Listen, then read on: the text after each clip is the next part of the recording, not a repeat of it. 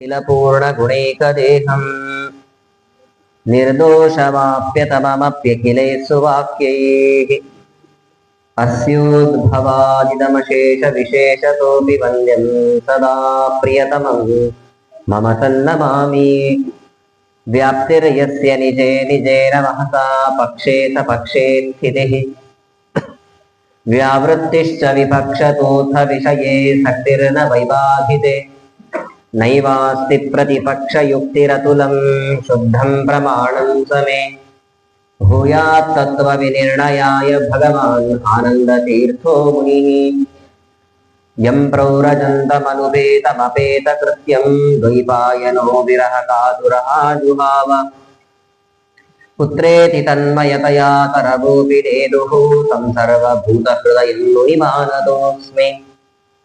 सालङ्कारककाव्यनाटककला काणादपातञ्जल त्रय्यर्थस्मृतिजैमिनीय कविता सङ्गीतपारङ्गतः विप्रक्षत्रविडङ्घ्रिजातमुखरानेकप्रजासेवितः श्रीमत्सद्गुरुराघवेन्द्रयतिराट् कुर्याद्ध्रुवं मङ्गलम्। तपस्वाध्याय शुश्रूषा कृष्णपूजारतं मुनिम् विश्वेशमिष्टदं वन्दे परिव्राट् चक्रवर्तिनम्। जन्माद्यस्य यतोऽन्वयादितरतश्चार्थेष्वभिघ्नस्वराट् तेने ब्रह्महृदाय आदिकवये मुह्यन्ति यं सूरयः।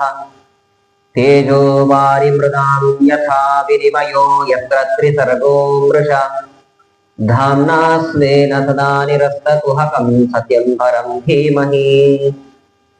नारायणं नमस्कृत्य नरं चैव नरोत्तमम् देवीं सरस्वतीं व्यासं ततो जयमुदीरयेत्। स्वस्त्यस्तु सताम् अशेषसन्मङ्गलानि भवन्तु। सम्यक् श्लोकैकश्रवणपठनमात्रेण वक्तुश्च श्रोतॄणां निखिलकलिकृतकल्मषापनोदनपटुतरे धर्माद्यखिलपुरुषार्थसाधनीभूते श्रीमद्भागवते सप्तमस्कन्धे अद्य कथानुवादे सति किञ्चित् पूर्वकथानुवादः। ಶ್ರೀಗುರುಭ್ಯೋ ನಮಃ. ಭಾಗವತದ 6ನೇ ಸ್ಕಂದವನ್ನ ಶ್ರವಣ ಮಾಡಿ 7ನೆಯ ಸ್ಕಂದದಲ್ಲಿ ಬರುವಂತಹ ಪೂರ್ವ ಪಕ್ಷವನ್ನು ನಾವು ನಿನ್ನೆ ದಿನ ಶ್ರವಣ ಮಾಡಿದ್ವಿ. ಆ ಪೂರ್ವ ಪಕ್ಷದಲ್ಲಿ ಆಗುವಾಗ ಪರೀಕ್ಷಿನ್ ಮಹಾರಾಜರು ಶುಕಾಚಾರ್ಯರನ್ನು ಕುರಿತು ಪ್ರಶ್ನೆಯನ್ನು ಮಾಡಿದ್ದಾರೆ. ಹಿಂದೆ 6ನೆಯ ಸ್ಕಂದದಲ್ಲಿ ಆಗುವಾಗ ಬ್ರಹ್ಮದೇವರು ಪರಮಾತ್ಮ ವೃತ್ರಾಸುರನ ಸಂಹಾರದ ಉಪಾಯವನ್ನೆಲ್ಲ ಇಂದ್ರನಿಗೆ ತಿಳಿಸಿಕೊಟ್ರು. ಹೀಗೆ ಭಾಗವತದ 1ನೆಯ ಸ್ಕಂದದಿಂದ ನಾವು ನೋಡ್ತಾ ಬಂದ್ರೆ ಪರಮಾತ್ಮ ಯಾವಾಗೂ ಕೂಡ ದೇವತೆಗಳ ಪಕ್ಷವನ್ನೇ ವಹಿಸ್ತಾನೆ, ಅಸುರರ ವಿರುದ್ಧವಾಗಿ ನಿಲ್ತಾನೆ. ಹೀಗ್ಯಾಕೆ ಪಕ್ಷಪಾತ ಮಾಡ್ತಾನೆ ದೇವರು? ಬ್ರಹ್ಮಸೂತ್ರಗಳಲ್ಲಿ ವೈಷಮ್ಯ ಹಾಗೂ ನೈರ್ಗಣ್ಯ ದೇವರಲ್ಲಿ ಇಲ್ಲ ಅನ್ನುವಂತಹ ವಿಷಯವನ್ನ ಪ್ರತಿಪಾದನೆ ಮಾಡಿದಂತಹ ಪರಮಾತ್ಮಯೇ ಸ್ವತಃ ತಾನೇ ವೈಷಮ್ಯ ನೈರ್ಗಣ್ಯವನ್ನ ಹೊಂದಿದ್ದಾನಲ್ವಾ? ಇದಕ್ಕೆ ಉತ್ತರ ಏನು ತಾವು ತಿಳಿಸ್ಕೊಡ್ಬೇಕು ಅಂತ ಕೇಳಿದಾಗ ಶುಕಾಚಾರ್ಯರು ಪರೀಕ್ಷಿತ್ ಮಹಾರಾಜರಿಗೆ ಉತ್ತರವನ್ನು ಕೊಟ್ಟರು. ಪರಮಾತ್ಮನಲ್ಲಿ ಸರ್ವಥಾ ಪಕ್ಷಪಾತ ಅನ್ನುವಂಥ ದೋಷ ಇಲ್ಲ. ಅಲ್ಲ, ಕಾಣ್ತಾ ಇದೆ ಇಲ್ಲ ಅಂತ ಹೇಳಿದ್ರೆ ಹೇಗೆ? ಪರಮಾತ್ಮ ಏನನ್ನ ಗಮನಿಸ್ತಾನೆ ಅಂತಂದ್ರೆ ಯೋಗ್ಯತೆ ಹಾಗೂ ಭಕ್ತಿ. ಯೋಗ್ಯತೆ ಹಾಗೂ ಭಕ್ತಿ ಅನ್ನುವಂಥದ್ದು ದೇವತೆಗಳಲ್ಲಿ ಇದೆ, ಆದ್ರಿಂದ ಅವರನ್ನ ಪರಿಗಣಿಸ್ತಾನೆ. ದಾನವರಲ್ಲಿ ಅದಿಲ್ಲ, ಆದ್ರಿಂದ ಅವರನ್ನ ಪರಿಗಣಿಸೋದಿಲ್ಲ. ಇಷ್ಟೇ ಉಪಾಯ, ಇದೇ ಉತ್ತರ, ಪ್ರಧಾನವಾದಂತಹ ಉತ್ತರ ಇಷ್ಟೇ. ಪರಮಾತ್ಮ ಲಕ್ಷ್ಮೀ ದೇವಿಗೆ ತುಂಬಾ ದೊಡ್ಡ ಸ್ಥಾನವನ್ನ ಕೊಟ್ಟಿದ್ದಾನೆ. ತುಂಬಾ ದೊಡ್ಡ ಆಕ್ಷೇಪ ದೇವರ ಮೇಲೆ. ಏನ್ ಆಕ್ಷೇಪ ಮಾಡ್ತಾರೆ ಅಂದ್ರೆ, ಈಗ ಲೌಕಿಕದಲ್ಲಿ ಸಂಸಾರದಲ್ಲಿರುವಂತಹ ವ್ಯಕ್ತಿಗಳು ನಾವೆಲ್ಲ ಈಗಿದ್ದೇವೆ, ಹೆಚ್ಚಾಗಿ ಎಲ್ಲರಿಗಿಂತಲೂ ಕೂಡ ಹೆಂಡತಿಗೆ ದೊಡ್ಡ ಸ್ಥಾನವನ್ನ ಕೊಟ್ಟಿರ್ತಾರೆ. ಆಮೇಲೆ ಉಳಿದವರು ಅಂತಾರೆ. ದೇವರು ಹಾಗೆ ಮಾಡಿದಾನಲ್ವಾ? ಹೆಂಡತಿಗೆ ದೊಡ್ಡ ಸ್ಥಾನ, ಆಮೇಲೆ ಮಕ್ಕಳಿಗೆ ಅಲ್ವಾ? ಲಕ್ಷ್ಮೀದೇವಿ ನಂತರದ ಕಕ್ಷೆಯಲ್ಲಿ ಬ್ರಹ್ಮದೇವರು ಬರ್ತಾರೆ. ಉಳಿದ ದೇವತೆಗಳೆಲ್ಲ ಆಮೇಲೆ ಮುಂದಿನ ಕಕ್ಷೆಯನ್ನ ಕೊಟ್ಟಿದ್ದಾನೆ ದೇವರು. ಹೀಗ್ಯಾಕೆ ಮಾಡಿದ್ದಾನೆ? ಇದು ಪಕ್ಷಪಾತ ಅಲ್ವಾ ಅಂತ ಕೇಳಿದಾಗ ಅಲ್ಲಿ ಶಾಸ್ತ್ರದಲ್ಲಿ ಏನು ಉತ್ತರ ಕೊಟ್ಟಿದ್ದಾರೆ ಅಂತಂದ್ರೆ, ದೇವರು ಲಕ್ಷ್ಮೀ ದೇವಿಗೆ ಎತ್ತರದ ಸ್ಥಾನವನ್ನ, ಬ್ರಹ್ಮದೇವರಿಗೂ ಎತ್ತರದ ಸ್ಥಾನವನ್ನ ಯಾಕೆ ಕೊಟ್ಟಿದ್ದಾನೆ ಅಂತಂದ್ರೆ, ಲಕ್ಷ್ಮೀದೇವಿ ಹೆಂಡತಿ, ಬ್ರಹ್ಮದೇವರು ಮಗ ಅನ್ನೋ ಕಾರಣಕ್ಕೆ ಕೊಟ್ಟಿಲ್ಲ. ಅದನ್ನ ಚೆನ್ನಾಗಿ ಅರ್ಥ ಮಾಡಿಕೊಳ್ಳಿ ಅಂತ. ಸರ್ವತಃ ಹಾಗೆ ಮಾಡೋದಿಲ್ಲ. ಹಾಗೆ ಒಂದು ವೇಳೆ ಮಗ ಅನ್ನೋ ಕಾರಣಕ್ಕೆ ಬ್ರಹ್ಮದೇವರಿಗೆ ಎತ್ತರದ ಸ್ಥಾನವನ್ನ ಕೊಟ್ಟಿದ್ದಾನೆ ಅಂತ ಅನ್ನೋದಾದ್ರೆ, ದೇವರು ನರಕಾಸುರನನ್ನು ಸಂಹಾರ ಮಾಡ್ತಾನೆ. ನರಕಾಸುರ ಯಾರು? ದೇವರ ಮಗನೇ.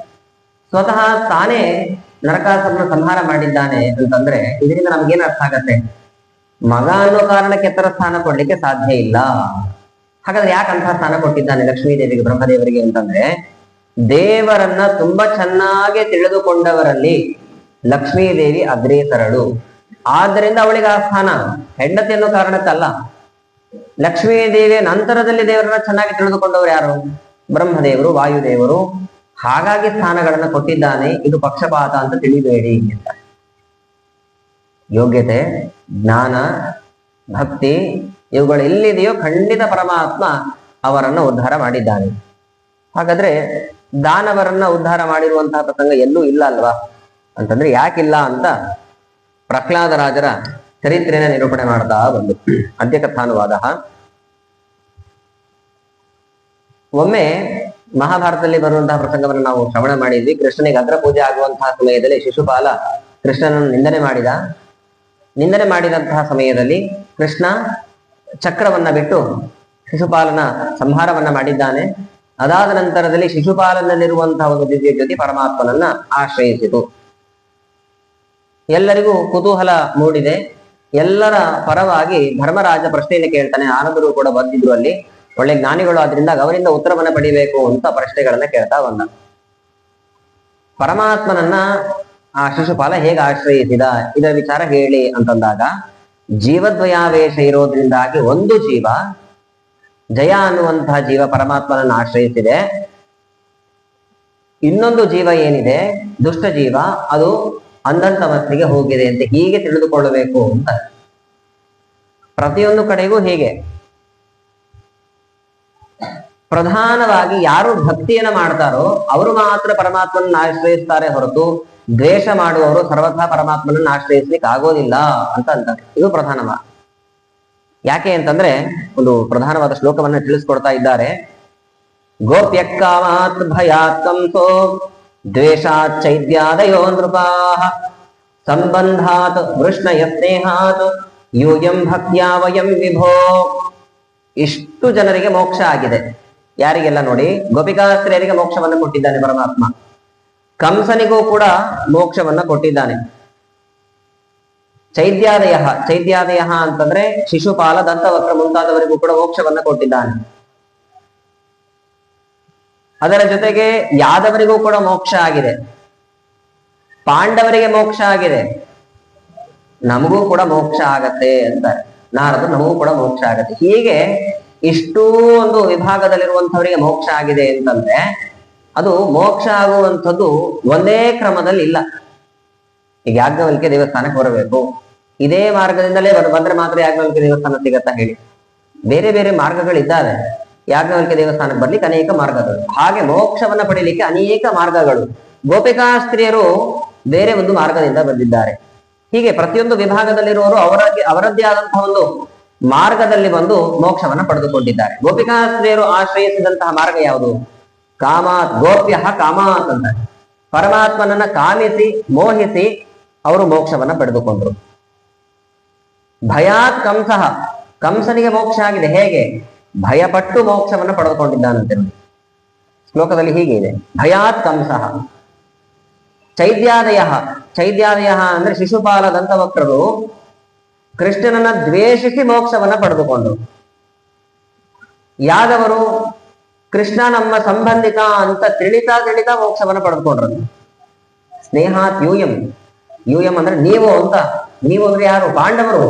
ನೀವೆಲ್ಲರೂ ಕೂಡ ಮುಂದೆ ಮೋಕ್ಷವನ್ನ ಹೊಂದುತ್ತೀರಿ. ಹೇಗೆ ನಿಮಗೆ ಮೋಕ್ಷ ಆಗತ್ತೆ ಅಂದ್ರೆ ಸ್ನೇಹ ಅಂತ ಹೇಳ್ತಾರೆ. ತುಂಬಾ ಅತಿಶಯವಾದಂತಹ ಪ್ರೀತಿ, ಅದರಿಂದ ನಿಮಗೆ ಮೋಕ್ಷ. ಭಕ್ತ್ಯಾ ವಯಂ ವಿಭೋ, ನಮಗೆ ಮುಂದೆ ಮೋಕ್ಷ ಆಗತ್ತೆ. ಹೇಗೆ ಅಂತಂದ್ರೆ ಭಕ್ತ್ಯಾ ಅಂತ, ಭಕ್ತಿಯನ್ನ ದೇವರಲ್ಲಿ ಮಾಡಿ ಮೋಕ್ಷವನ್ನು ಪಡ್ಕೊಳ್ತೇವೆ ಅಂತ. ಈ ಶ್ಲೋಕವನ್ನು ಕೇಳಿದ ಮೇಲೆ ನಮಗೆಲ್ಲ ಗೊಂದಲ ಉಂಟಾಗತ್ತೆ. ದ್ವೇಷದಿಂದಲೂ ಮೋಕ್ಷವನ್ನ ಪಡಿಬಹುದಾ? ಹೆದರ್ತಾ ಮೋಕ್ಷವನ್ನು ಪಡಿಲಿಕ್ಕಾಗತ್ತಾ ಅಂತಂದ್ರೆ ವ್ಯಾಖ್ಯಾನಕಾರರು ಹೇಳ್ತಾರೆ, ಎಲ್ಲಾ ಕಡೆಗೂ ಕೂಡ ಕೊನೆಯಲ್ಲಿ ಬಂದಿರುವಂತಹ ಶಬ್ದ ಏನಿದೆ ಭಕ್ತಿಯ ಅನ್ನುವಂಥದ್ದನ್ನ ಅನ್ವಯ ಮಾಡಿಕೊಳ್ಳಿ. ಗೋಪಿಕಾ ಸ್ತ್ರೀಯರು ಕಾಮನೆಯನ್ನ ಮಾಡಿದ್ರೆ ಹೇಗೆ? ಭಕ್ತಿಯುಕ್ತವಾದಂತಹ ಕಾಮನೆ, ಆದ್ರಿಂದ ಮೋಕ್ಷ ಆಯಿತು. ಭಕ್ತಿಯುಕ್ತವಾದಂತಹ ಭಯದಿಂದಾಗಿ ಕಂಸನಿಗೆ ಮೋಕ್ಷ ಆಯಿತು. ಕಂಸನಿಗೆ ಮೋಕ್ಷ ಅಂದ್ರೆ ಕಂಸನಲ್ಲಿಯೂ ಜೀವದ್ವಯಾವೇಶ, ಕಾಲನೇಮ ಎನ್ನುವಂಥ ದೈತ್ಯ ಇದ್ದ ಕಂಸನಲ್ಲಿ. ಅದರ ಜೊತೆಗೆ ಭೃಗು ಋಷಿಗಳಿಗೆ ಮೋಕ್ಷ ಆಯಿತು. ಯಾವಾಗ ಕಂಸ ಹತನಾಗ್ತಾನೋ, ಕಂಸ ಹತನಾದಂತಹ ಸಮಯದಲ್ಲಿ ಭೃಗು ಋಷಿಗಳು ಮಾತ್ರ ಇದು ಸಾಕ್ಷಾತ್ ಪರಮಾತ್ಮನನ್ನ ನೋಡಿ ವಿಶಿಷ್ಟವಾದಂತಹ ಸಾಧನೆಯನ್ನ ಮಾಡಿದ್ರು, ಭಕ್ತಿಯನ್ನ ಮಾಡಿದ್ರು. ಅದಾದ ಮೇಲೆ ಮೋಕ್ಷ ಆಯಿತು ಅಂತ ಹೀಗೆ ಅರ್ಥ ಮಾಡಿಕೊಳ್ಬೇಕು. ಸುಮ್ಮನೆ ಭಯ ಪಟ್ಟರೆ ಮೋಕ್ಷ ಆಗತ್ತೆ ಅಂತ ಹಾಗೆ ಅರ್ಥ ಅಲ್ಲ. ಭಯ ಆಯಿತು, ಆ ಭಯ ಪಡುವಂತಹ ವ್ಯಕ್ತಿ ಅಂಧನ್ ಸಮಸ್ಯೆಗೆ ಹೋದ ನಂತರದಲ್ಲಿ ಪರಮಾತ್ಮನಲ್ಲಿ ಅತಿಶಯವಾದಂತಹ ಭಕ್ತಿ, ಅವನ ಬಗ್ಗೆ ಚೆನ್ನಾಗಿ ಜ್ಞಾನವನ್ನ ಪಡೆದುಕೊಂಡು ಮೋಕ್ಷವನ್ನ ಪಡೆದುಕೊಂಡು. ಒಂದು ಲೌಕಿಕ ದೃಷ್ಟಾಂತವನ್ನ ಕೊಡೋದು ಅಂತಾದ್ರೆ, ಒಮ್ಮೆ ಎಲ್ಲರೂ ಸೇರಿಕೊಂಡು ನಾವು ಯಾಜ್ಞವಲ್ಕ್ಯ ದೇವಸ್ಥಾನದಲ್ಲಿ ಭಾಗವತ ಗ್ರಂಥವನ್ನ ಶ್ರವಣ ಮಾಡ್ತಾ ಇದ್ದೇವೆ. ಎಲ್ಲರೂ ಕೂಡ ಒಂದ್ಸರ್ತಿ ಎಲ್ಲರೂ ಕೂಡ ಎಲ್ಲಾದ್ರೂ ಒಂದು ಊರಿಗೆ ಹೋಗಿ ಬರೋಣ ಅಂತ ತೀರ್ಮಾನ ಮಾಡಿದ್ವಿ ಅನ್ಕೊಳ್ಳಿ. ಯಾವ್ದಾದ್ರು ಒಂದು ತೀರ್ಥ ಕ್ಷೇತ್ರಕ್ಕೆ ಹೋಗಿ ಬರೋಣ ಅಂತ ತೀರ್ಮಾನ ಮಾಡಿದ್ರೆ ಒಂದು ಉಡುಪಿ ಕ್ಷೇತ್ರಕ್ಕೆ ಅಂತ ಅಂದುಕೊಳ್ಳೋಣ. ದಾರಿಯಲ್ಲಿ ಹೋಗ್ತಾ ಇರುವಾಗ ಇದ್ದಕ್ಕಿದ್ದಂತೆ ಭಯೋತ್ಪಾದಕರ ಆಕ್ರಮಣವಾಗಿ ಹೋಯಿತು. ಬಸ್ ಒಳಗಡೆ ಬಂದು ಬಸ್ ಹೈಜಾಕ್ ಮಾಡೋದು ಅಂತ ನೋಡಿ, ಬಸ್ ಹೈಜಾಕ್ ಮಾಡ್ಬಿಟ್ಟು ಅವರೇ ಡ್ರೈವರ್ ಆಗ್ಬಿಟ್ಟು ಬೇರೆ ಎಲ್ಲೋ ಕರ್ಕೊಂಡು ಹೋಗಿ ಅವರ ಅನೇಕ ಬೇಡಿಕೆಗಳೇನಿದೆ ಬೇಡಿಕೆಗಳನ್ನೆಲ್ಲ ಸರ್ಕಾರದ ಮುಂದೆ ಇಟ್ರು. ಅವರ ಬೇಡಿಕೆ ಎಲ್ಲ ಈಡೇರಿದ್ಮೇಲೆ ಅವ್ರೇನ್ ಮಾಡ್ತಾರೆ? ತಮ್ಮ ಕೆಲಸ ಆಯ್ತು ಅಂತ ಅವರು ಬಸ್ನಿಂದ ಇಳಿದು ಹೋಗ್ತಾರೆ. ಬಸ್ನಲ್ಲಿರುವಂತಹ ಯಾತ್ರಿಕರೆಲ್ಲರೂ ಕೂಡ ನಾವ್ ಎಲ್ಲಿ ಬಂದಿದ್ದೇವೆ ಅಂತ ಕೆಳಗಿಳಿದು ನೋಡಿದ್ರೆ ಹೋಗಬೇಕಾದದ್ದು ಉಡುಪಿ ಕ್ಷೇತ್ರಕ್ಕೆ. ಅಲ್ಲಿ ಬಸ್ನಿಂದ ಇಳಿಯುವಾಗ ಬಂದದ್ದು ಎಲ್ಲಿಗೆ ಅಂತಂದ್ರೆ ಹರಿದ್ವಾರ ಕ್ಷೇತ್ರಕ್ಕೆ. ನೋಡಿ ಎಲ್ಲಿಗೆ ಹೋಗಿದ್ದೀವಿ, ಹರಿದ್ವಾರ ಕ್ಷೇತ್ರಕ್ಕೆ ಹೋಗಿದ್ದೀವಿ ಅಂತಂದ್ರೆ ಏನ್ ಅನ್ಸುತ್ತೆ ನಮಗೆ? ಹೇಗಿದ್ರು ಬರೋದು ಬಂದಿದ್ದೀವಿ, ಇನ್ನು 300 ಕಿಲೋಮೀಟರ್ ಹೋದ್ರೆ ಅದು ಬದ್ರಿನಾರಾಯಣನ ದರ್ಶನ ಆಗತ್ತೆ, ಹೋಗುವಾಗ ದರ್ಶನ ಮಾಡಿಕೊಂಡೇ ಹೋಗೋಣ ಅಂತ ಅಂದ್ಕೊಳ್ತೀವಿ ಅಲ್ವಾ? ಅಲ್ಲಿವರೆಗೂ ಹೋದ್ಮೇಲೆ ನೋಡ್ಕೊಂಡು ಬರ್ತೇವೆ ತಾನೆ. ಹಾಗೆ ದುಷ್ಟನಾದಂತಹ ಕಾಲನೇಮಿ ಶರೀರದಿಂದ ಹೊರಟು ಹೋದ ಮೇಲೆ ಸಾಕ್ಷಾತ್ ಪರಮಾತ್ಮ ಎದುರಿಗಿದ್ದಾನೆ. ಅವನ ಬಗ್ಗೆ ಚೆನ್ನಾಗಿ ತಿಳಿದುಕೊಂಡು ಹೆಚ್ಚು ಹೆಚ್ಚು ಭಕ್ತಿಯನ್ನ ಮಾಡಿ ಮೋಕ್ಷವನ್ನ ಪಡೆದುಕೊಂಡ್ರು ಅಂತ ಹೀಗೆ ಎಲ್ಲಾ ಕಡೆಗೂ ಅನ್ವಯ ಮಾಡಿಕೊಳ್ಳಬೇಕು. ದ್ವೇಷದಿಂದ ಮೋಕ್ಷವನ್ನ ಪಡೆದುಕೊಂಡ ಶಿಶುಪಾಲ ಅಂತಂದ್ರೆ ಇದೇ ಅಭಿಪ್ರಾಯ. ಸಂಬಂಧಾತ್ ವೃಷ್ಣಯ, ಯಾದವರೆಲ್ಲರಿಗೂ ಮೋಕ್ಷ ಆಯಿತು. ಭಕ್ತಿಯಿಂದ ಕೂಡಿದಂತಹ ಸಂಬಂಧವನ್ನು ಚಿಂತನೆ ಮಾಡಿದ್ರು ಅವರು. ಸ್ನೇಹಪೂರ್ಣವಾದಂತಹ ಭಕ್ತಿಯನ್ನ ನೀವೆಲ್ಲ ಮಾಡಿದ್ದೀರಿ, ಅದಕ್ಕೆ ನಿಮಗೆ ಮೋಕ್ಷ, ಭಕ್ತಿಯಿಂದ ನಮಗೆ ಮೋಕ್ಷ ಅಂತ ಹೀಗೆ ಎಲ್ಲ ಕ್ರಮವನ್ನ ತಿಳಿಸ್ತಾರೆ. ಯಾಕೆ ಈ ಒಂದು ಪ್ರಸಂಗವನ್ನ ನಿರೂಪಣೆ ಮಾಡ್ತಾರೆ ಅಂದ್ರೆ, ತುಂಬಾ ಜನ ಗೋಪಿಕಾ ಸ್ತ್ರೀಯರ ವಿಷಯದಲ್ಲಿ ತಪ್ಪಾಗಿ ಅರ್ಥ ಮಾಡಿಕೊಳ್ತಾರೆ. ಕೃಷ್ಣನನ್ನ ಕಾಮಿಸಿ ಮೋಹಿಸಿ ಅದು ಹೆಂಗೆ ಮೋಕ್ಷ ಪಡೀಲಿಕ್ಕಾಗತ್ತೆ? ಭಕ್ತಿ ಇತ್ತು ಅವರಲ್ಲಿ ಅನ್ನೋದನ್ನ ನಾವು ಅರ್ಥ ಮಾಡಿಕೊಳ್ಬೇಕು. ಭಾಗವತದ ದಶಮ ಸ್ಕಂದ, ಏಕಾದಶ ಸ್ಕಂದವನ್ನ ಚೆನ್ನಾಗಿ ಶ್ರವಣ ಮಾಡಿದ್ದೀರಿ ನೀವೆಲ್ಲ. ಅವರ ಭಕ್ತಿ ಎಂಥದ್ದು ಅಂತ ನಾವೆಲ್ಲ ಅನೇಕ ಬಾರಿ ಕೇಳಿದ್ದೇವೆ. ಕೀದೃಶ ಕಸ್ಯ ವಾ ಶಾಪೋ ಹರಿದಾಸಾಭಿಮರ್ಶನ ಅಶ್ರದ್ಧೇಯ ಇವಾ ಭಾತಿ ಹರೇ ರೇಕಾಂತಿ ನಾಂಭವ. ಹಾಗಾದ್ರೆ ಯಾಕೆ ಈ ಜಯನಿಗೆ ಇಂಥ ಒಂದು ಜನ್ಮ ಬಂದಿರುವಂಥದ್ದು, ರಾಕ್ಷಸನಾಗಿ ಹುಟ್ಟುವಂತಹ ಪ್ರಸಂಗ ಯಾಕೆ ಬಂತು ಅಂತ ಕೇಳಿದಾಗ ಹಿಂದೆ ನಡೆದಂತಹ ಪ್ರಸಂಗವನ್ನ ಹೇಳ್ತಾರೆ. ಜಯ ಹಾಗೂ ವಿಜಯನಿಗೆ ಸನಕಾದಿಗಳ ಶಾಪ ಇತ್ತು. ಅದರ ಪ್ರಭಾವದಿಂದಾಗಿ ರಾಕ್ಷಸರಾಗಿ 3 ಬಾರಿ ಅವರು ಹುಟ್ಟಿದ್ದಾರೆ ಅಂತ. ಮೊದಲನೇದಾಗಿ ಹಿರಣ್ಯಾಕ್ಷ, ನಿನ್ನೆ ದಿನ ಗಮನಿಸಿದ್ವಿ. ನರಸಿಂಹದೇವರು ಹಾಗೂ ವರಾಹರೂಪಿ ಪರಮಾತ್ಮನನ್ನ ನೋಡುವಾಗ ರಾಕ್ಷಸ ಇವನು, ಯಾವುದೋ ರಾಕ್ಷಸ ಬಂದು ನನ್ನನ್ನು ಸಂಹಾರ ಮಾಡ್ತಿದ್ದಾನೆ ಅಂತ ಚಿಂತನೆ ಮಾಡಿದ್ರು. ರಾಕ್ಷಸರಾಗಿ ಹುಟ್ಟಿದ್ರು. ರಾವಣ ಕುಂಭಕರ್ಣ ಇಬ್ಬರನ್ನೂ ಕೂಡ ಸಂಹಾರ ಮಾಡಿದವನು ಶ್ರೀರಾಮಚಂದ್ರನೇ. ಶ್ರೀರಾಮನನ್ನ ಗಮನಿಸುವಾಗ ಪ್ರಾಣ ಕಳ್ಕೊಳ್ಳುವಂತಹ ಸಮಯದಲ್ಲಿ ದೊಡ್ಡ ರಾಜ ಇವನು ಅಂತ ಚಿಂತನೆ ಮಾಡಿದ್ರು, ರಾಜರಾಗಿ ಹುಟ್ಟಿದ್ರು. ಶಿಶುಪಾಲ, ದಂತವಕ್ರರು ಇಬ್ಬರೂ ಕೂಡ ಪ್ರಾಣ ಬಿಡುವಂತಹ ಸಮಯದಲ್ಲಿ ಪರಮಾತ್ಮನ ಸಾಕ್ಷಾತ್ ನಾರಾಯಣ ಅನ್ನುವಂತಹ ಚಿಂತನೆಯನ್ನ ಮಾಡಿ ಪ್ರಾಣ ಬಿಟ್ರು. ಅದರ ಪ್ರಭಾವದಿಂದಾಗಿ ಶಿಶುಪಾಲ ಹಾಗ ದಂತವಕ್ರರಿಗೆ ನೇರವಾಗಿ ಪರಮಾತ್ಮ ಮೋಕ್ಷವನ್ನೇ ಕೊಟ್ಟಿದ್ದಾನೆ ಅಂತ ಈ ವ್ಯಾಖ್ಯಾನದಲ್ಲಿ ತಿಳಿಸುವಾಗ, ಶಿಶುಪಾಲ ಇವಾಗ ಪ್ರಾಣ ಕಳ್ಕೊಂಡಿದ್ದಾನೆ, ಅದಕ್ಕೆ ಅವನಿಗೆ ಮೋಕ್ಷ ಆಗಿದೆ ಅಂತ ಹೇಳೋದೇನೋ ಸರಿ. ದಂತವಕ್ರನ ಸಂಹಾರ ಇನ್ನೂ ಆಗಿಲ್ಲ, ಅವನಿಗೆ ಮೋಕ್ಷ ಆಗಿದೆ ಅಂತ ಹೇಳೋದು ಎಷ್ಟು ಸರಿ? ತಪ್ಪಾಗತ್ತಲ್ವಾ ಅದು ಅಂತಂದ್ರೆ, ಭಾಗವತದ ಮೊದಲನೆಯ ಸ್ಕಂದದ ಶ್ರವಣವನ್ನ ಮಾಡುವಂತಹ ಸಮಯದಲ್ಲಿ ಒಂದು ವಿಷಯವನ್ನ ಆಚಾರ್ಯರು ತಿಳಿಸಿಕೊಟ್ಟಿದ್ದಾರೆ. ಒಂದು ನಿಯಮ ಸಂಸ್ಕೃತದಲ್ಲಿ, ಏಷ್ಯತ್ತು ನಿಶ್ಚಿತಂ ಯತ್ತದು ಅತೀತತ್ವೇನ ಬಣ್ಯತೆ ಅಂತ. ವಿದುರ ಅವನು ಮೈತ್ರೇಯರಿಂದ ತತ್ವಜ್ಞಾನವನ್ನು ಪಡಿಲಿಕ್ಕೆ ಅಂತ ಹೋಗುವಂತಹ ಸಮಯದಲ್ಲಿ ಯಾದವರು ಪ್ರಾಣ ಕಳ್ಕೊಂಡಿದ್ದಾರೆ ಅನ್ನುವಂತಹ ವಿಷಯವನ್ನ ಶ್ರವಣ ಮಾಡ್ತಾರೆ. ನಿಜವಾಗ್ಲೂ ಗಮನಿಸಿದ್ರೆ ಇಂದು 21 ದಿನ ಆದ್ಮೇಲೆ ಪ್ರಾಣವನ್ನ ಕಳ್ಕೊಳ್ಬೇಕು.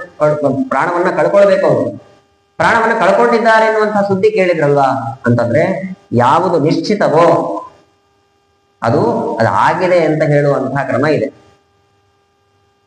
ಪಕ್ಷ ಮಾಸ ನಡೀತಾ ಇದೆ. ಶ್ರಾದ್ದಕ್ಕಾಗಿ ಪುರೋಹಿತರನ್ನ ನಾವು ಕರೆದಿದ್ದೇವೆ ಮನೆಗೆ. ಅವ್ರಿನ್ನೂ ಮನೆಯಿಂದ ಹೊರಟಿದ್ದಾರೆ.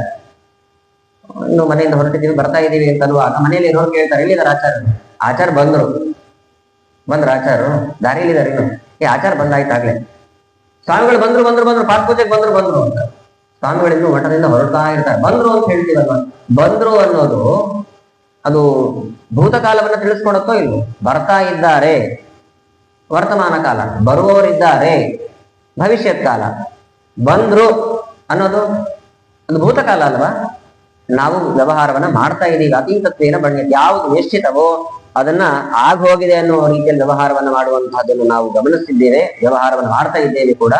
ಹಾಗಾಗಿ ದಂತವಕ್ರನಿಗೆ ಮೋಕ್ಷ ಆಗಿದೆ ಅಂತ ಇಲ್ಲಿ ಹೇಳ್ತಾ ಇದ್ದಾರೆ ಹೊರತು ಇನ್ನು ಮೋಕ್ಷ ಆಗೇ ಇಲ್ಲ ಅದು ಹೆಂಗೆ ಹೇಳ್ತಾರೆ ಅನ್ನೋ ಒಂದು ತಪ್ಪು ಗ್ರಹಿಕೆ ನಮಗೆ ಆಗಬಾರದು ಅಂತಾರೆ.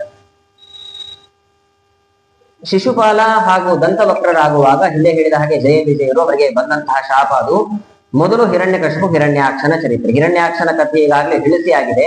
ಹಿರಣ್ಯಕಶಿಪುವಿನ ಚರಿತ್ರೆಯನ್ನು ತಾವು ತಿಳಿಸ್ಕೊಡ್ಬೇಕು ಅಂತಂದಾಗ ಶುಕಾಚಾರ್ಯರು ಹಿರಣ್ಯಕಶಿಪುವಿನ ಪ್ರಸಂಗವನ್ನೆಲ್ಲ ಹೇಳ್ತಾ ಇದ್ದಾರೆ. ಹಿರಣ್ಯಕಶಿಪು ಹಿರಣ್ಯಾಕ್ಷರು ಅಂತಂದ್ರೆ ಬೇರೆ ಯಾರು ಅಲ್ಲ, ನಾವುಗಳೇ ಅಂತ ಚಿಂತನೆ ಮಾಡಿ ಅಂತ ನಮಗೆ ಸಂಬಂಧಪಟ್ಟಂತಹ ವಿಷಯವನ್ನೇ ತಿಳಿಸಿಕೊಡ್ತಾರೆ. ಬೇರೆ ಯಾವುದೋ ಕತೆ ಅಂತ ನಾವು ದೂರ ಮಾಡೋದಲ್ಲ, ನಮಗೆ ಸಂಬಂಧಪಟ್ಟದ್ದು. ಏನ್ ಹಿರಣ್ಯಕಶಿಪು ಹಿರಣ್ಯಾಕ್ಷರದ ಅರ್ಥ ಏನು? ಹಿರಣ್ಯ ಅಂದ್ರೆ ಗೊತ್ತು ನಮಗೆ ಅಲ್ವಾ, ಅಂಗಾರ. ಹಿರಣ್ಯ ಕಶಿಪು ಅಂತಂದ್ರೆ ಹಾಸಿಗೆ ಅಂತ ಅರ್ಥ. ಹಿರಣ್ಯವನ್ನ ಹಾಸಿಗೆಯಿಂದ ಮಾಡಿಕೊಂಡು ಮಲಗಿಕೊಳ್ತಾ ಇದ್ದಂತೆ. ಅಷ್ಟು ವಿಶಿಷ್ಟವಾದಂತಹ ಶ್ರೀಮಂತಿಕೆ, ಬೇಕಾದಷ್ಟು ಶ್ರೀಮಂತಿಕೆಯಿಂದ ಮದ ಯಾರಿಗೆ ಇರುತ್ತೋ ಅವರೆಲ್ಲ ಹಿರಣ್ಯಕಶಿಪುರೇ. ಹಿರಣ್ಯಾಕ್ಷ ಅಂದ್ರೆ ಎಲ್ಲಿ ನೋಡಿದ್ರು ಬಂಗಾರವೇ ಕಾಣ್ತಾ ಇದೆ ಅಂತಂದ್ರೆ ಆ ಬಂಗಾರ ತಗೊಳ್ಬೇಕು, ಈ ಬಂಗಾರ ತಗೊಳ್ಬೇಕು, ಅಥವಾ ಇನ್ನೊಬ್ರು ಹಾಕಿಕೊಂಡಂತಹ ಬಂಗಾರ ಮೇಲೆ ಕಣ್ಣು ಬಿಡ್ತಾ ಇದ್ದೇವೆ ಅಂದ್ರೆ ನಾವೆಲ್ಲ ಹಿರಣ್ಯಾಕ್ಷರೇ. ಹೀಗೆ ಹಿರಣ್ಯಕಶಿಪು ಹಿರಣ್ಯಾಕ್ಷರ ಚರಿತ್ರೆ ನಮಗೆ ಸಂಬಂಧಪಟ್ಟದ್ದೇ. ಹಿರಣ್ಯಕಶಿಪುವಿನ ವೃತ್ತ ಅಂತ ತಿಳಿಸಿ ಆಗಿದೆ. ಹಿರಣ್ಯಾಕ್ಷನ ವೃತ್ತಾಂತವನ್ನ ತಿಳಿಸಿ ಆಗಿದೆ. ಹಿರಣ್ಯಾಕ್ಷನ ಸಂಹಾರ ಆದ ಮೇಲೆ ಹಿರಣ್ಯಾಕ್ಷನ ತಾಯಿ ಹಾಗೂ ಹಿರಣ್ಯಾಕ್ಷನ ಮಾಡಿದೆ ಇಬ್ಬರು ದುಃಖ ತಪ್ತರಾಗಿದ್ದಾರೆ. ಅವರನ್ನ ಸಮಾಧಾನ ಮಾಡ್ಲಿಕ್ಕೋಸ್ಕರವಾಗಿ ಹಿರಣ್ಯಕಶಿಪು ಬಂದಿದ್ದಾನೆ. ನೋಡಿ ಅವನ ಮಾತುಗಳು ಎಷ್ಟು ಅದ್ಭುತವಾಗಿದೆ. ಅಂಬಾಂಬಹೇವ ಭೂಪುತ್ರ ವೀರಂ ಅರ್ಹತ ಶೋಚಿತು ರಿಪೋರಭಿಮುಖೇ ಶ್ಲಾಘ್ಯ ಶೂರಾಣಾಂ ವಧ ಈಪ್ಸಿತಃ. ಹಿರಣ್ಯಾಕ್ಷನ ಮಡದಿ, ತಾಯಿ ಹಾಗೂ ಮಕ್ಕಳು ಮೂರೂ ಜನರನ್ನು ಕೂಡ ಸಮಾಧಾನ ಮಾಡ್ತಾ ಇದ್ದಾನೆ ಹಿರಣ್ಯಕಶಿಪು. ಯಾಕೆ ಅಳ್ತಾ ಇದ್ದೀರಿ ನೀವು? ಏನು ಅಳಬೇಡಿ, ಸಂತೋಷ ಪಡ್ಬೇಕು ನೀವು. ಯಾಕೆ ಸಂತೋಷ ಪಡಬೇಕು ಅಂತಂದ್ರೆ ಹಿರಣ್ಯಾಕ್ಷ ಹೇಳಿಯಂತೆ ಮನೆಯಲ್ಲಿದ್ದು ಪ್ರಾಣ ಬಿಟ್ಟವನಲ್ಲ. ವರಾಹನ ಮುಂದೆ ಎದೆಯೊಡ್ಡಿ ಪ್ರಾಣವನ್ನ ಬಿಟ್ಟಿದ್ದಾನೆ ಅಂತಂದ್ರೆ ವೀರ ಸ್ವರ್ಗ ಸಿಕ್ಕಿದೆ ಅವನಿಗೆ. ಯಾಕೆ ನೀವು ದುಃಖ ತಪ್ತರಾಗಿದ್ದೀರಿ? ಯಾರು ದುಃಖ ಪಡಬೇಡಿ ಅನ್ನುವಂತಹ ಮಾತುಗಳನ್ನ ಆಡ್ತಾನೆ. ಮತ್ತೆ ನೀವು ಹೀಗೆ ದುಃಖವನ್ನ ಪಡ್ತಾ ಇದ್ರೆ ನಿಮಗೆ ಇನ್ನು ಹೆಚ್ಚು ದುಃಖ ಆಗತ್ತೆ ಹೊರತು ಇದರಿಂದ ಅಗಲಿ ಹೋದಂತಹ ಈ ಹಿರಣ್ಯಾಕ್ಷ ಮತ್ತೆ ಬದುಕಿ ಬರ್ಲಿಕ್ಕೆ ಸಾಧ್ಯನಾ? ಖಂಡಿತ ಸಾಧ್ಯ ಇಲ್ಲ. ಕೃಷ್ಣ ಗೀತೆಯಲ್ಲಿ ಹೇಳುವಂತಹ ಮಾತುಗಳನ್ನೇ ಹೇಳ್ತಾನೆ. ಹಿರಣ್ಯಾಕ್ಷನ ದೇಹ ಹೋಗಿದೆ ಅಂತ ಚಿಂತೆ ಮಾಡ್ತಿರೋ ಅಥವಾ ಹಿರಣ್ಯಾಕ್ಷನ ಚೇತನ ಏನಿದೆ ಜೀವ ಅದು ಹೋಗಿದೆ ಅಂತ ಚಿಂತೆ ಮಾಡ್ತಿರೋ? ಹಿರಣ್ಯಾಕ್ಷನ ದೇಹ ಹೋಗಿದೆ ಅಂತ ಚಿಂತೆ ಮಾಡ್ತೀವಿ ಅಂತಂದ್ರೆ ಅದು ಇವತ್ತಲ್ಲ ನಾಳೆ ಹೋಗುವುದೇ ಖಾತ್ರಿ. ಅದು ಅದಕ್ಕಾಗಿ ಯಾಕೆ ಚಿಂತೆ ಮಾಡಬೇಕು? ಜಾತಸ್ಸಿಹಿ ಧ್ರುವೋ ಮೃತ್ಯು. ಹಿರಣ್ಯಾಕ್ಷನ ಚೇತನ ಹೋಗತ್ತೆ ಅಂತ ನಾವು ಚಿಂತೆ ಮಾಡ್ತಾ ಇದ್ದೇವೆ. ಅದಕ್ಕೆ ಯಾಕೆ ಚಿಂತೆ ಮಾಡ್ತೀರಿ? ಹಿರಣ್ಯಾಕ್ಷನ ಚೇತನ ಏನಿದೆ ಜೀವ ಅದು ಯಾರೂ ಸಂಹಾರ ಮಾಡ್ಲಿಕ್ಕೆ ಆಗಲ್ಲ. ನೈನಂ ಛಿಂದಂತಿ ಶಸ್ತ್ರಾಣಿ ನೈನಂ ದಹತಿ ಪಾವಕಃ ನಚೈನಂ ಕ್ಲೇದಯಂತ್ಯಾಪೋ ನ ಶೋಷಯತಿ ಮಾರುತಃ. ದೇವರು ಹೇಗೆ ಅನಾದಿ ನಿತ್ಯನೋ ಹಾಗೆ ನಾವು ಅನಾದಿ ನಿತ್ಯರೇ.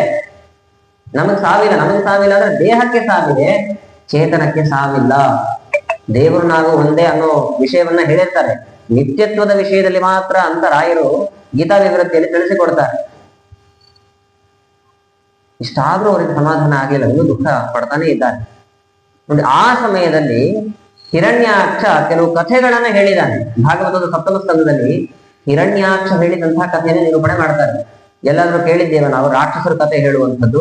ಇಲ್ಲಿ ಹೇಳಿದ್ದ ನೋಡಿ, ಎಂತಹ ಅದ್ಭುತವಾದಂತಹ ತತ್ವ ವಿಚಾರಗಳು ಸೇರಿಕೊಂಡಿದೆ ಇದರಲ್ಲಿ, ಗಮನಿಸ್ಬೇಕು ನಾವು. ಹಿಂದೆ ಉಶೀನರ ಅಂತ ಒಬ್ಬ ರಾಜ ಇದ್ದಂತೆ. ಉಶೀನರ ಅಂತ ಅವನ ಹೆಸರು. ಅವನು ಯುದ್ಧವನ್ನ ಮಾಡುವಂತಹ ಸಮಯದಲ್ಲಿ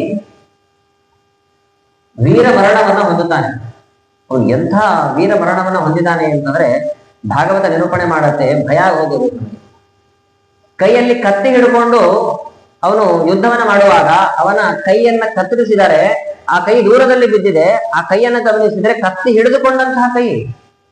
ಎತ್ತ ವಿಚಿತ್ರ ನೋಡಿ. ಕಾಲುಗಳನ್ನು ಕಳೆದುಕೊಂಡಿದ್ದಾನೆ, ಶರೀರ ಎಲ್ಲ ರಕ್ತಸಿಕ್ತವಾಗಿದೆ. ಹೀಗೆ ಅವನು ಪ್ರಾಣವನ್ನ ಬಿಟ್ಟಾಗಿದೆ. ಆ ಸಮಯದಲ್ಲಿ ಅವನ ಮಡದಿಯರು ಅನೇಕ ಮಂದಿ ಎಲ್ಲರೂ ಕೂಡ ಬಂದು ಅವನ ಶರೀರವನ್ನ ಮುಂದೆ ಇಟ್ಕೊಂಡು ಅಳ್ತಾ ಇದ್ದಾರೆ. ಅವರಿಗೆ ಮುಂದೆ ಇಟ್ಕೊಂಡು ಅಳ್ತಾ ಇದ್ದಾರೆ. ಅವನ ಶರೀರಕ್ಕೆ ಅವ್ರದ್ದು ದೈಹಿಕ ಕ್ರಿಯೆಗಳಾಗಬೇಕು, ಆದ್ರೆ ಅವ್ರದ್ದು ದೈಹಿಕ ಕ್ರಿಯೆಗಳನ್ನ ಮಾಡ್ಲಿಕ್ಕೆ ಅದಕ್ಕೆ ಅವಕಾಶದಲ್ಲಿ ಕೊಡು. ಮುಂದೆ ಏನಾಗ್ಬೇಕು? ನೇರವಾಗಿ ಯಮದೇವರೇನೆ ಒಬ್ಬ ಬ್ರಾಹ್ಮಣನ ಶರೀರದಲ್ಲಿ ಬಂದು ಅನೇಕ ತತ್ವೋಪದೇಶಗಳನ್ನ ಮಾಡ್ತಕ್ಕಂಥವ್ರಾಗ್ತಾರೆ. ನೋಡಿ, ಯಮದೇವರು ಹೇಳಿದಂತಹ ಮಾತು. ಆ ಉಶೀನರನ ಶರೀರ ಬಿದ್ದಿದೆ, ಎಲ್ಲ ಮಡದಿಯರಿಗೂ ಉಪದೇಶ ಮಾಡುವಂತಹ ಕಥೆ. ಈ ಕಥೆಯನ್ನ ಹಿರಣ್ಯಕಶಿಪು ತಾಯಿಗೆ ಹಾಗೂ ನಾದನಿಗೆ ಜೊತೆಗೆ ಮಕ್ಕಳಿಗೆ ಎಲ್ಲರಿಗೂ ಕೂಡ ತಿಳಿಸ್ತಾ ಇದ್ದಾನೆ. ಏನ್ ಹೇಳಿದ್ದಾರೆ? ಅಹೋ ವಯಂ ಧನ್ಯತಮಾಯ ದತ್ರ ತ್ಯಕ್ತ ಪಿತೃಭ್ಯಾಂ ನ ವಿಚಿಂತಯಾಮಃ ಅಭಕ್ಷ್ಯಮಾಣ ಅಬಲಾವೃತಾಭಿಃ ಸರಕ್ಷಿತ ರಕ್ಷತಿ ಯೋ ಹಿ ಗರ್ಭೇ. ಯಾರು ಯಾವಾಗ ಪ್ರಾಣ ಬಿಡಬೇಕು, ಯಾರು ಯಾವಾಗ ಹುಟ್ಟಬೇಕು ಅನ್ನುವಂಥ ಎಲ್ಲ ವಿಚಾರವೂ ಕೂಡ ಪರಮಾತ್ಮನಿಗೆ ಸಂಬಂಧಪಟ್ಟಿರುವಂಥದ್ದು. ಅದು ನಾವು ತೀರ್ಮಾನ ಮಾಡೋ ಹಾಗಿಲ್ಲ, ದೇವರ ಅಪೇಕ್ಷೆಗೆ ಬಂದಿದೆ. ಹಾಗಾಗಿ ಅವನನ್ನು ಕರ್ಕೊಂಡು ಹೋಗಿದ್ದಾರೆ. ಇದಕ್ಕೆ ಒಂದು ನಿದರ್ಶನವಾದಂತಹ ಕಥೆ ಅಂತಂದ್ರೆ ನಮ್ಮ ವಿಜಯದಾಸರ ಕಥೆಯಲ್ಲಿ ಬರುತ್ತೆ. ವಿಜಯದಾಸರಿಗೆ ತುಂಬಾ ವರ್ಷಗಳ ನಂತರದಲ್ಲಿ ಒಂದು ಮಗು ಹುಟ್ಟಿದೆ. ತುಂಬಾ ಚಿಕ್ಕ ವಯಸ್ಸಿನಲ್ಲೇನೆ ಮಗನನ್ನ ಕಳ್ಕೊಳ್ತಾರೆ ವಿಜಯದಾಸರು. ತುಂಬಾ ದುಃಖ ಆಯ್ತು. ಯಾರಿಗೆ? ವಿಜಯದಾಸರ ಮಡದಿಗೆ ತುಂಬಾ ದುಃಖ ಆಯ್ತಂತೆ. ತುಂಬಾ ದುಃಖ ಆದಾಗ ಯಾಕೆ ನಿಮ್ಗೆ ದುಃಖ ಆಗಿದೆ ಅಂತ ಕೇಳಿದ್ವಿ ವಿಜಯದಾಸರು. ಇಲ್ಲ, ತುಂಬಾ ಸಣ್ಣ ವಯಸ್ಸಿನಲ್ಲೇ ಮಗನನ್ನ ಕಳ್ಕೊಂಡ್ವಿ, ದೇವ್ರಿಗೆ ಹಿಂಗ್ ಯಾಕೆ ಮಾಡ್ದ ಅಂತ ನನಗೆ ಅರ್ಥ ಆಗ್ತಿಲ್ಲ, ಬಹಳ ದುಃಖ ಆಗ್ತಾ ಇದೆ, ಬೇಜಾರಾಗ್ತಿದೆ ದೇವರ ಮೇಲೆ. ಹಾಗೆ ಸರ್ವಥಾ ತಿಳಿಬೇಡ ಅಂತಾರೆ ವಿಜಯದಾಸರು. ಸರ್ವಥಾ ತಿಳಿಬೇಡ. ಒಂದು ಮಾವಿನ ತೋಟ ಇದೆ. ಆ ಮಾವಿನ ತೋಟವನ್ನು ನೋಡ್ಕೊಳ್ಳಿಕ್ಕಾಗಿ ಒಬ್ಬ ಮಾಲಿಯನ್ನ ನೇಮಕ ಮಾಡಿದ್ದಾನೆ ಮಾಲೀಕ ಬೇರೆ, ಮಾಲಿ ಬೇರೆ. ಮಾಲಿಯನ್ನ ನೇಮಕ ಮಾಡಿದ್ದಾನೆ ಮಾಲೀಕ. ಮಾಲೀಕನಿಗೆ ಒಂದ್ಸರ್ತಿ ತೋಟಕ್ಕೆ ಹೋಗಬೇಕು ಅಂತ ಅನ್ನಿಸ್ತು. ಮಾಲಿಯನ್ನ ಕರೆದು ಹೇಳ್ತಾನೆ, ನನಗೆ ಕೆಲವು ಕಾಯಿಗಳಾಗಿದ್ದೆ ಅಲ್ಲ, ಆ ಕಾಯಿಗಳನ್ನ ಕಿತ್ಕೊಡು ಅಂತ ಕೇಳಿದ್ರು. ಆ ಮಾಲೀಕನಿಗೆ ಯಾವುದು ಪದಾರ್ಥಗಳನ್ನು ಕಿತ್ತಬೇಕು, ಯಾವುದನ್ನ ಕಿತ್ತಬಾರದು ಅನ್ನುವಂತ ಜ್ಞಾನ ಇಲ್ಲ. ಹಣ್ಣು ಆದ ಮೇಲೆ ಕಿತ್ತಿದ್ರೆ ಅದನ್ನ ತಿನ್ಲಿಕ್ಕಾಗತ್ತೆ, ಕಾಯಿಗಳನ್ನ ತಗೊಂಡು ಏನ್ ಮಾಡ್ತಾನೆ ಅಂತ ಪ್ರಶ್ನೆ ಮಾಡ್ಲಿಕ್ಕೆ ಆಗತ್ತಾ? ಅವನ ಇಚ್ಛೆ ಅದು. ಏನಾದ್ರು ಮಾಡಬಹುದು, ಉಪ್ಪಿನಕಾಯಿ ಹಾಕಬಹುದು ಅಥವಾ ಮನೆಯಲ್ಲಿ ಬೇರೆ ಪದಾರ್ಥಗಳನ್ನ ಮಾಡಬಹುದು. ಹೀಗ್ಯಾಕೆ ಅಂತ ಪ್ರಶ್ನಿಸುವಂತಹ ಅಧಿಕಾರ ಮಾಲಿಗೆ ಇಲ್ಲ. ಅದು ಕಾಯಾಗಿರ್ಲಿ ಹಣ್ಣಾಗಿರ್ಲಿ. ಹಾಗೆಯೇ ದೇವರು ದೊಡ್ಡ ಮಾಲೀಕ. ಅವನು ಅಖಿಲಾಂಡ ಕೋಟಿ ಬ್ರಹ್ಮಾಂಡ ನಾಯಕ ಅಲ್ವಾ ಅವನು. ಅವನು ಚಿಕ್ಕ ಮಕ್ಕಳನ್ನಾದ್ರೂ ಕರ್ಕೊಳ್ಬಹುದು, ವಯಸ್ಸಾದವ್ರನ್ನಾದ್ರೂ ಕರ್ಕೊಳ್ಬಹುದು. ಯಾಕೆ ಹೀಗೆ ಮಾಡ್ತಿದ್ಯಾ ಅಂತ ಕೇಳುವಂತ ಅಧಿಕಾರ ನಮಗೆ ಯಾರಿಗೂ ಇಲ್ಲ. ಸುಯಜ್ಞ ಹೇಳ್ತಾ ಇದ್ದ ನೋಡಿ, ಎಂಥ ವಿಷಯ ಇದೆ ಅಲ್ಲ. ದೊಡ್ಡ ವಿಶಿಷ್ಟವಾದಂತಹ ಸಾಮರ್ಥ್ಯ ಇತ್ತು. ಸಾಮರ್ಥ್ಯ ಇರುವಂತಹ ನಮ್ಮ ಮನೆಯವರು ಪ್ರಾಣ ಕಳ್ಕೊಂಡಿದ್ದಾರೆ. ಅದಕ್ಕೆ ನಮಗೆ ದುಃಖ ಆಗ್ತಾ ಇದೆ. ಪ್ರಾಣ ಹೋಗುವಂಥದ್ದು ಕೂಡ ಅವನಾಗಿನ. ಪತಿಚ್ಯುತಂ ತಿಷ್ಠತಿ ದಿಷ್ಟ ರಕ್ಷಿತಂ ಗೃಹೇ ಸ್ಥಿತಂ ತದ್ವಿಹತಂ ವಿನಶ್ಯತಿ ಜೀವತ್ಯನಾಥೋಪಿ ತದೀಕ್ಷಿತೋ ವನೆ ಗೃಹೇಪಿ ಗುಪ್ತೋಸ್ಯ ಹತೋ ನ ಜೀವತಿ. ಯಾರಿಗೆ ಯಾವಾಗ ಆಹಾರ ಸಿಗಬೇಕು, ಯಾರಿಗೆ ಆಹಾರ ಸಿಗಬಾರದು, ಯಾರ ಪ್ರಾಣ ಯಾವಾಗ ಹೋಗಬೇಕು, ಯಾರು ಬದುಕಬೇಕು, ಇವೆಲ್ಲ ವಿಚಾರವನ್ನ ದೇವರು ಮಾಡಿರ್ತಾನೆ. ಅವನ ಇಚ್ಛೆ ಅದು.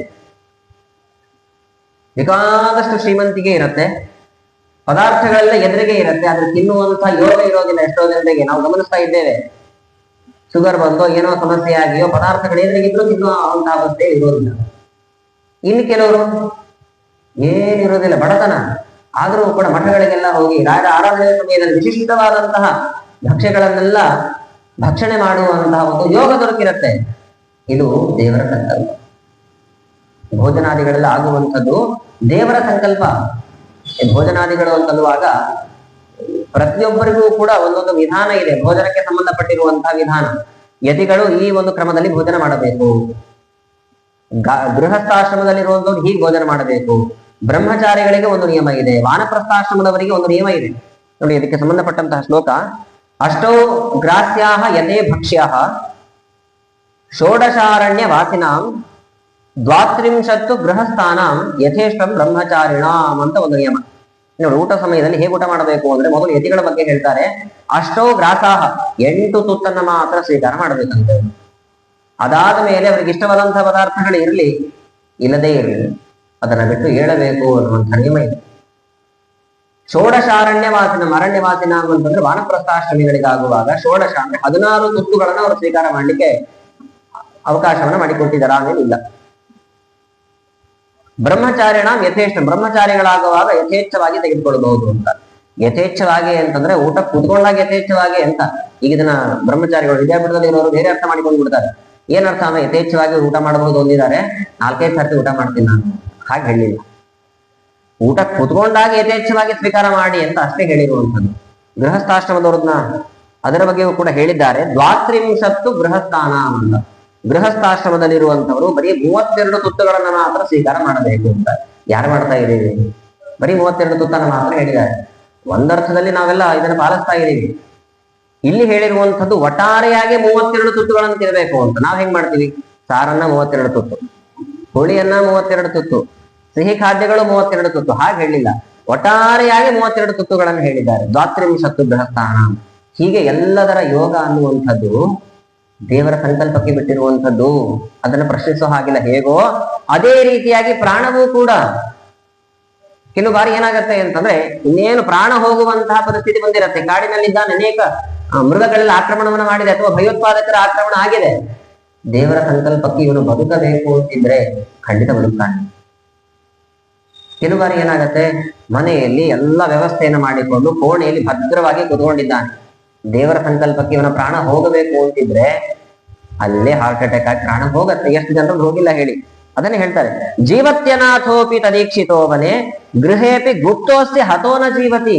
ಗೃಹದಲ್ಲಿ ಭದ್ರವಾಗಿರುವವರು ಕೂಡ ಪ್ರಾಣವನ್ನು ಕಳ್ಕೊಳ್ತಾರೆ. ಹಾಗಾಗಿ ಪ್ರಾಣ ಹೋಗುವಂಥದ್ದು ಎಲ್ಲ ಪರಮಾತ್ಮನ ಅಧೀನ. ನೀವ್ಯಾಕೆ ಚಿಂತೆ ಮಾಡ್ತಾ ಇದ್ದೀರಿ? ಅಂತಹ ಪರಮಾತ್ಮ ಏನಿದ್ದಾನೆ, ಪ್ರತಿಯೊಬ್ಬ ಜೀವಿಗಳ ಜೊತೆಗೆ ಅವರವರ ಶರೀರದಲ್ಲಿ ವಾಸವಾಗಿದ್ದಾನೆ. ಆದ್ರೆ ಅವನು ಇರುವಂಥದ್ದನ್ನು ಯಾರೂ ಕೂಡ ಗಮನಿಸೋದಿಲ್ಲ. ಇದೇ ವಿಚಿತ್ರ. ಹೇಗೆ ಅಂದ್ರೆ ದೃಷ್ಟಾಂತ ಕೊಡ್ತಾ ಇದ್ದಾರೆ. ಯಥಾನಲೋ ದಾರುಷು ಭಿನ್ನ ಈಯತೆ ಯಥಾನಿಲೋ ದೇಹಗತ ಪೃಥಕ್ ಸ್ಥಿತಃ. ಶರೀರಕ್ಕೆ ಸಂಬಂಧಪಟ್ಟಂತಹ ಜೀವ ಏನಿದ್ದಾನೆ, ಆ ಜೀವನ ಜೊತೆಗೆ ಇರ್ತಾನೆ. ಶರೀರಕ್ಕೆ ಏನಾದರೂ ತೊಂದರೆ ಆದ್ರೆ ಒಳಗಡೆ ಇರುವಂತಹ ದೇವರಿಗೆ ಏನು ಸಂಬಂಧ ಇಲ್ಲ, ಏನು ಸಂಬಂಧ ಇಲ್ಲ.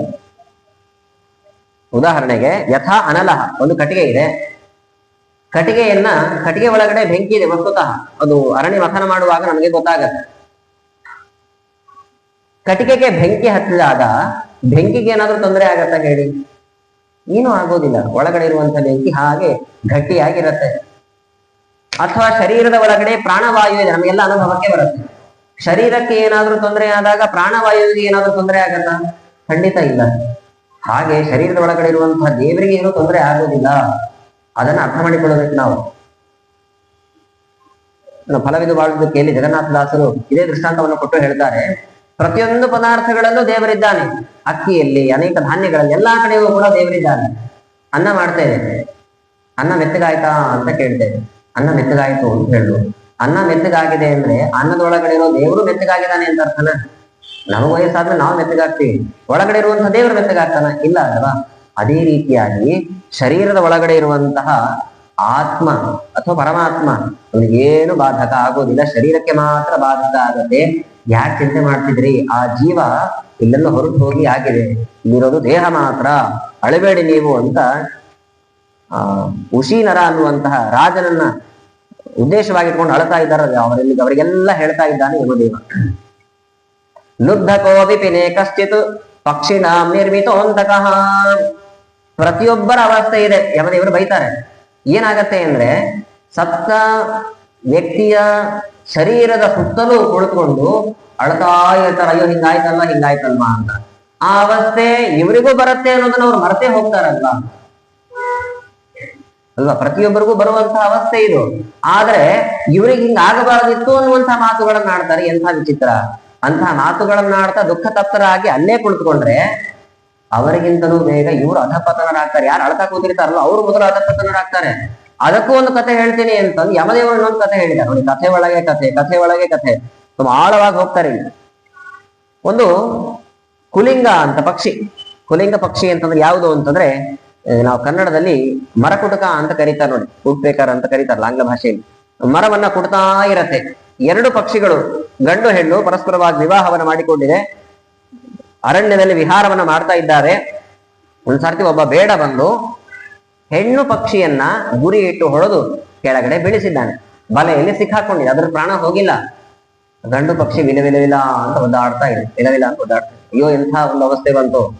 ನನ್ನ ಮಡದಿಯನ್ನ ಬಲೆಯಲ್ಲಿ ಹಾಕಿಕೊಂಡಿದ್ದಾನೆ, ಪೆಟ್ಟನ್ನ ಕೂಡ ಕೊಟ್ಟಿದ್ದಾನೆ, ನಾನೇನ್ ಮಾಡ್ಬೇಕು ಅಂತ ಕಿರಿಚ್ತಾ ಹೋಗ್ತಾ ಇದೆ ಅರಣ್ಯದಲ್ಲಿ.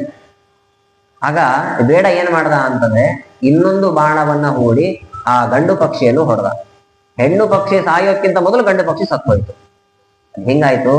ಈ ಹೆಣ್ಣು ಪಕ್ಷಿಯ ವಿಚಾರದಲ್ಲಿ ದುಃಖ ಪಡ್ತಾ ಇರೋದ್ರಿಂದಲೇನೆ ತಾನು ಮೊದಲು ಪ್ರಾಣ ಕಳ್ಕೊಳ್ತೋ ಇಲ್ವೋ, ಅದೇ ಅವಸ್ಥೆ ನಿಮಗೆಲ್ಲ ಬರುತ್ತೆ.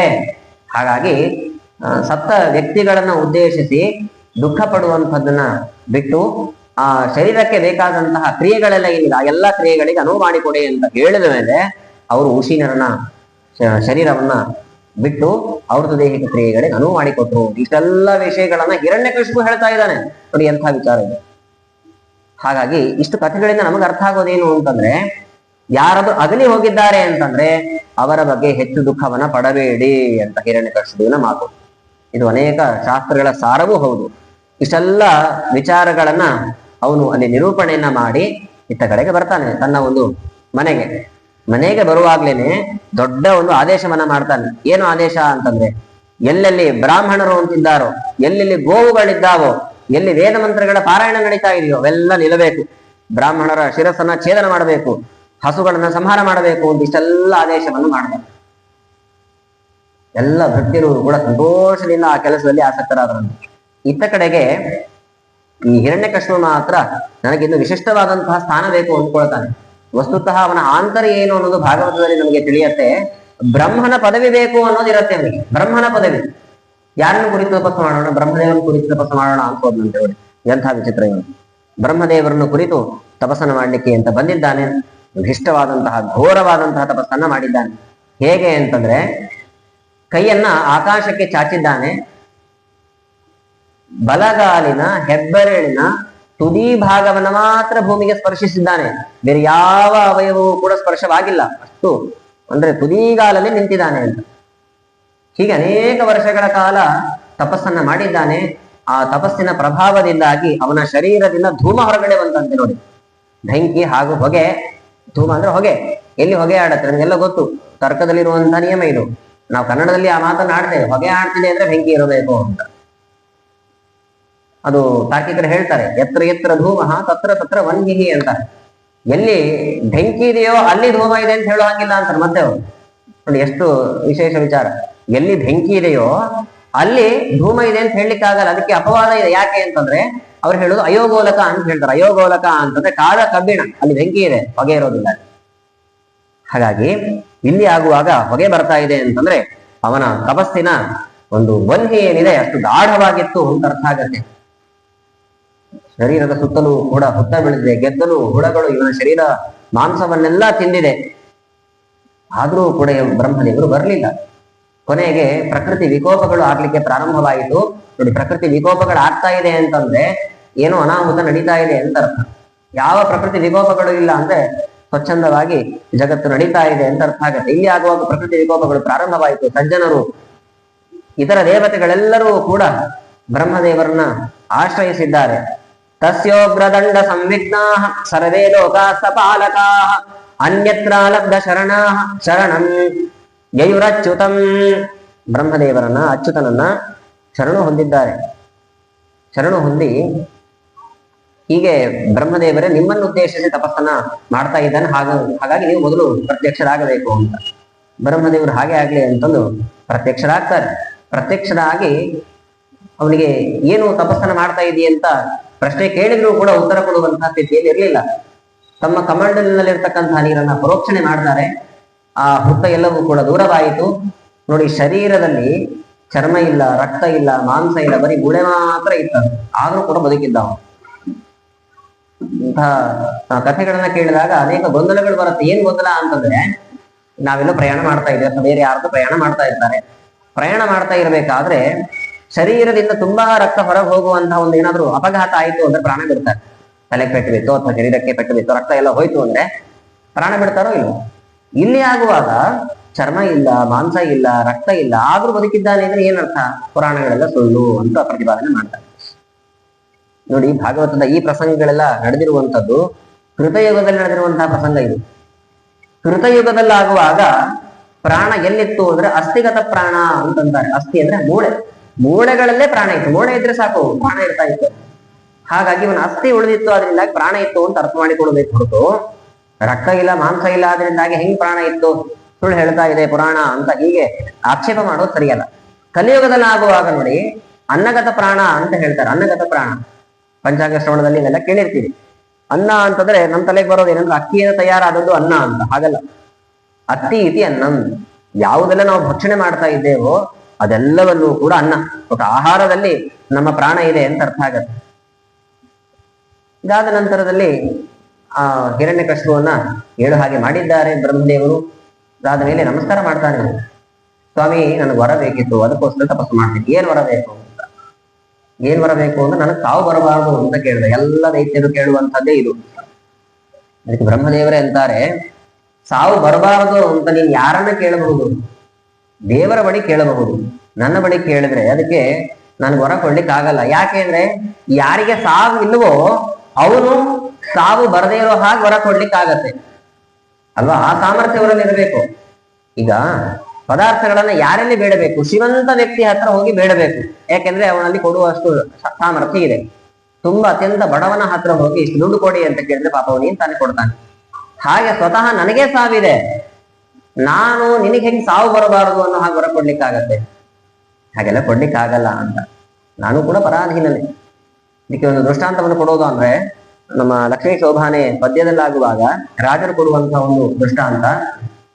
ತಾ ದುಃಖಿಯಾದರೆ ಸುರಾರ್ತಿಯ ಕಳೆದು ಮೋದೀವುದಕ್ಕೆ ಧರೆಗಾಗಿ ಮಾಧವ ವಾಹನೆ ಕೆಸರೊಳು ಮುಳುಗಿದವ ಪರರ ಬಾಧಿಪ ಕೆಸರ ಬಿಡಿಸುವನೆ ಶೋಭಾನೆ ಶೋಭಾನೆ ಶೋಭಾನೆ. ರಾಜರು ಹೇಳ್ತಾರೆ, ಸ್ವತಃ ದೇವರಿಗೆ ದುಃಖ ಇತ್ತು ಅಂತಂದ್ರೆ ಇನ್ನೊಬ್ಬರ ದುಃಖ ಪರಿಹಾರ ಮಾಡ್ಲಿಕ್ಕೋಸ್ಕರವಾಗಿ ದೇವರು ಹೆಂಗ್ ಅವತಾರ ಮಾಡ್ತಾನೆ? ಹಾಗಾಗಿ ದೇವರಲ್ಲಿ ದುಃಖದ ಲವಲೇಶ ಇಲ್ಲ ಅಂತ ಹೇಳಿರಿ ಅಂತ.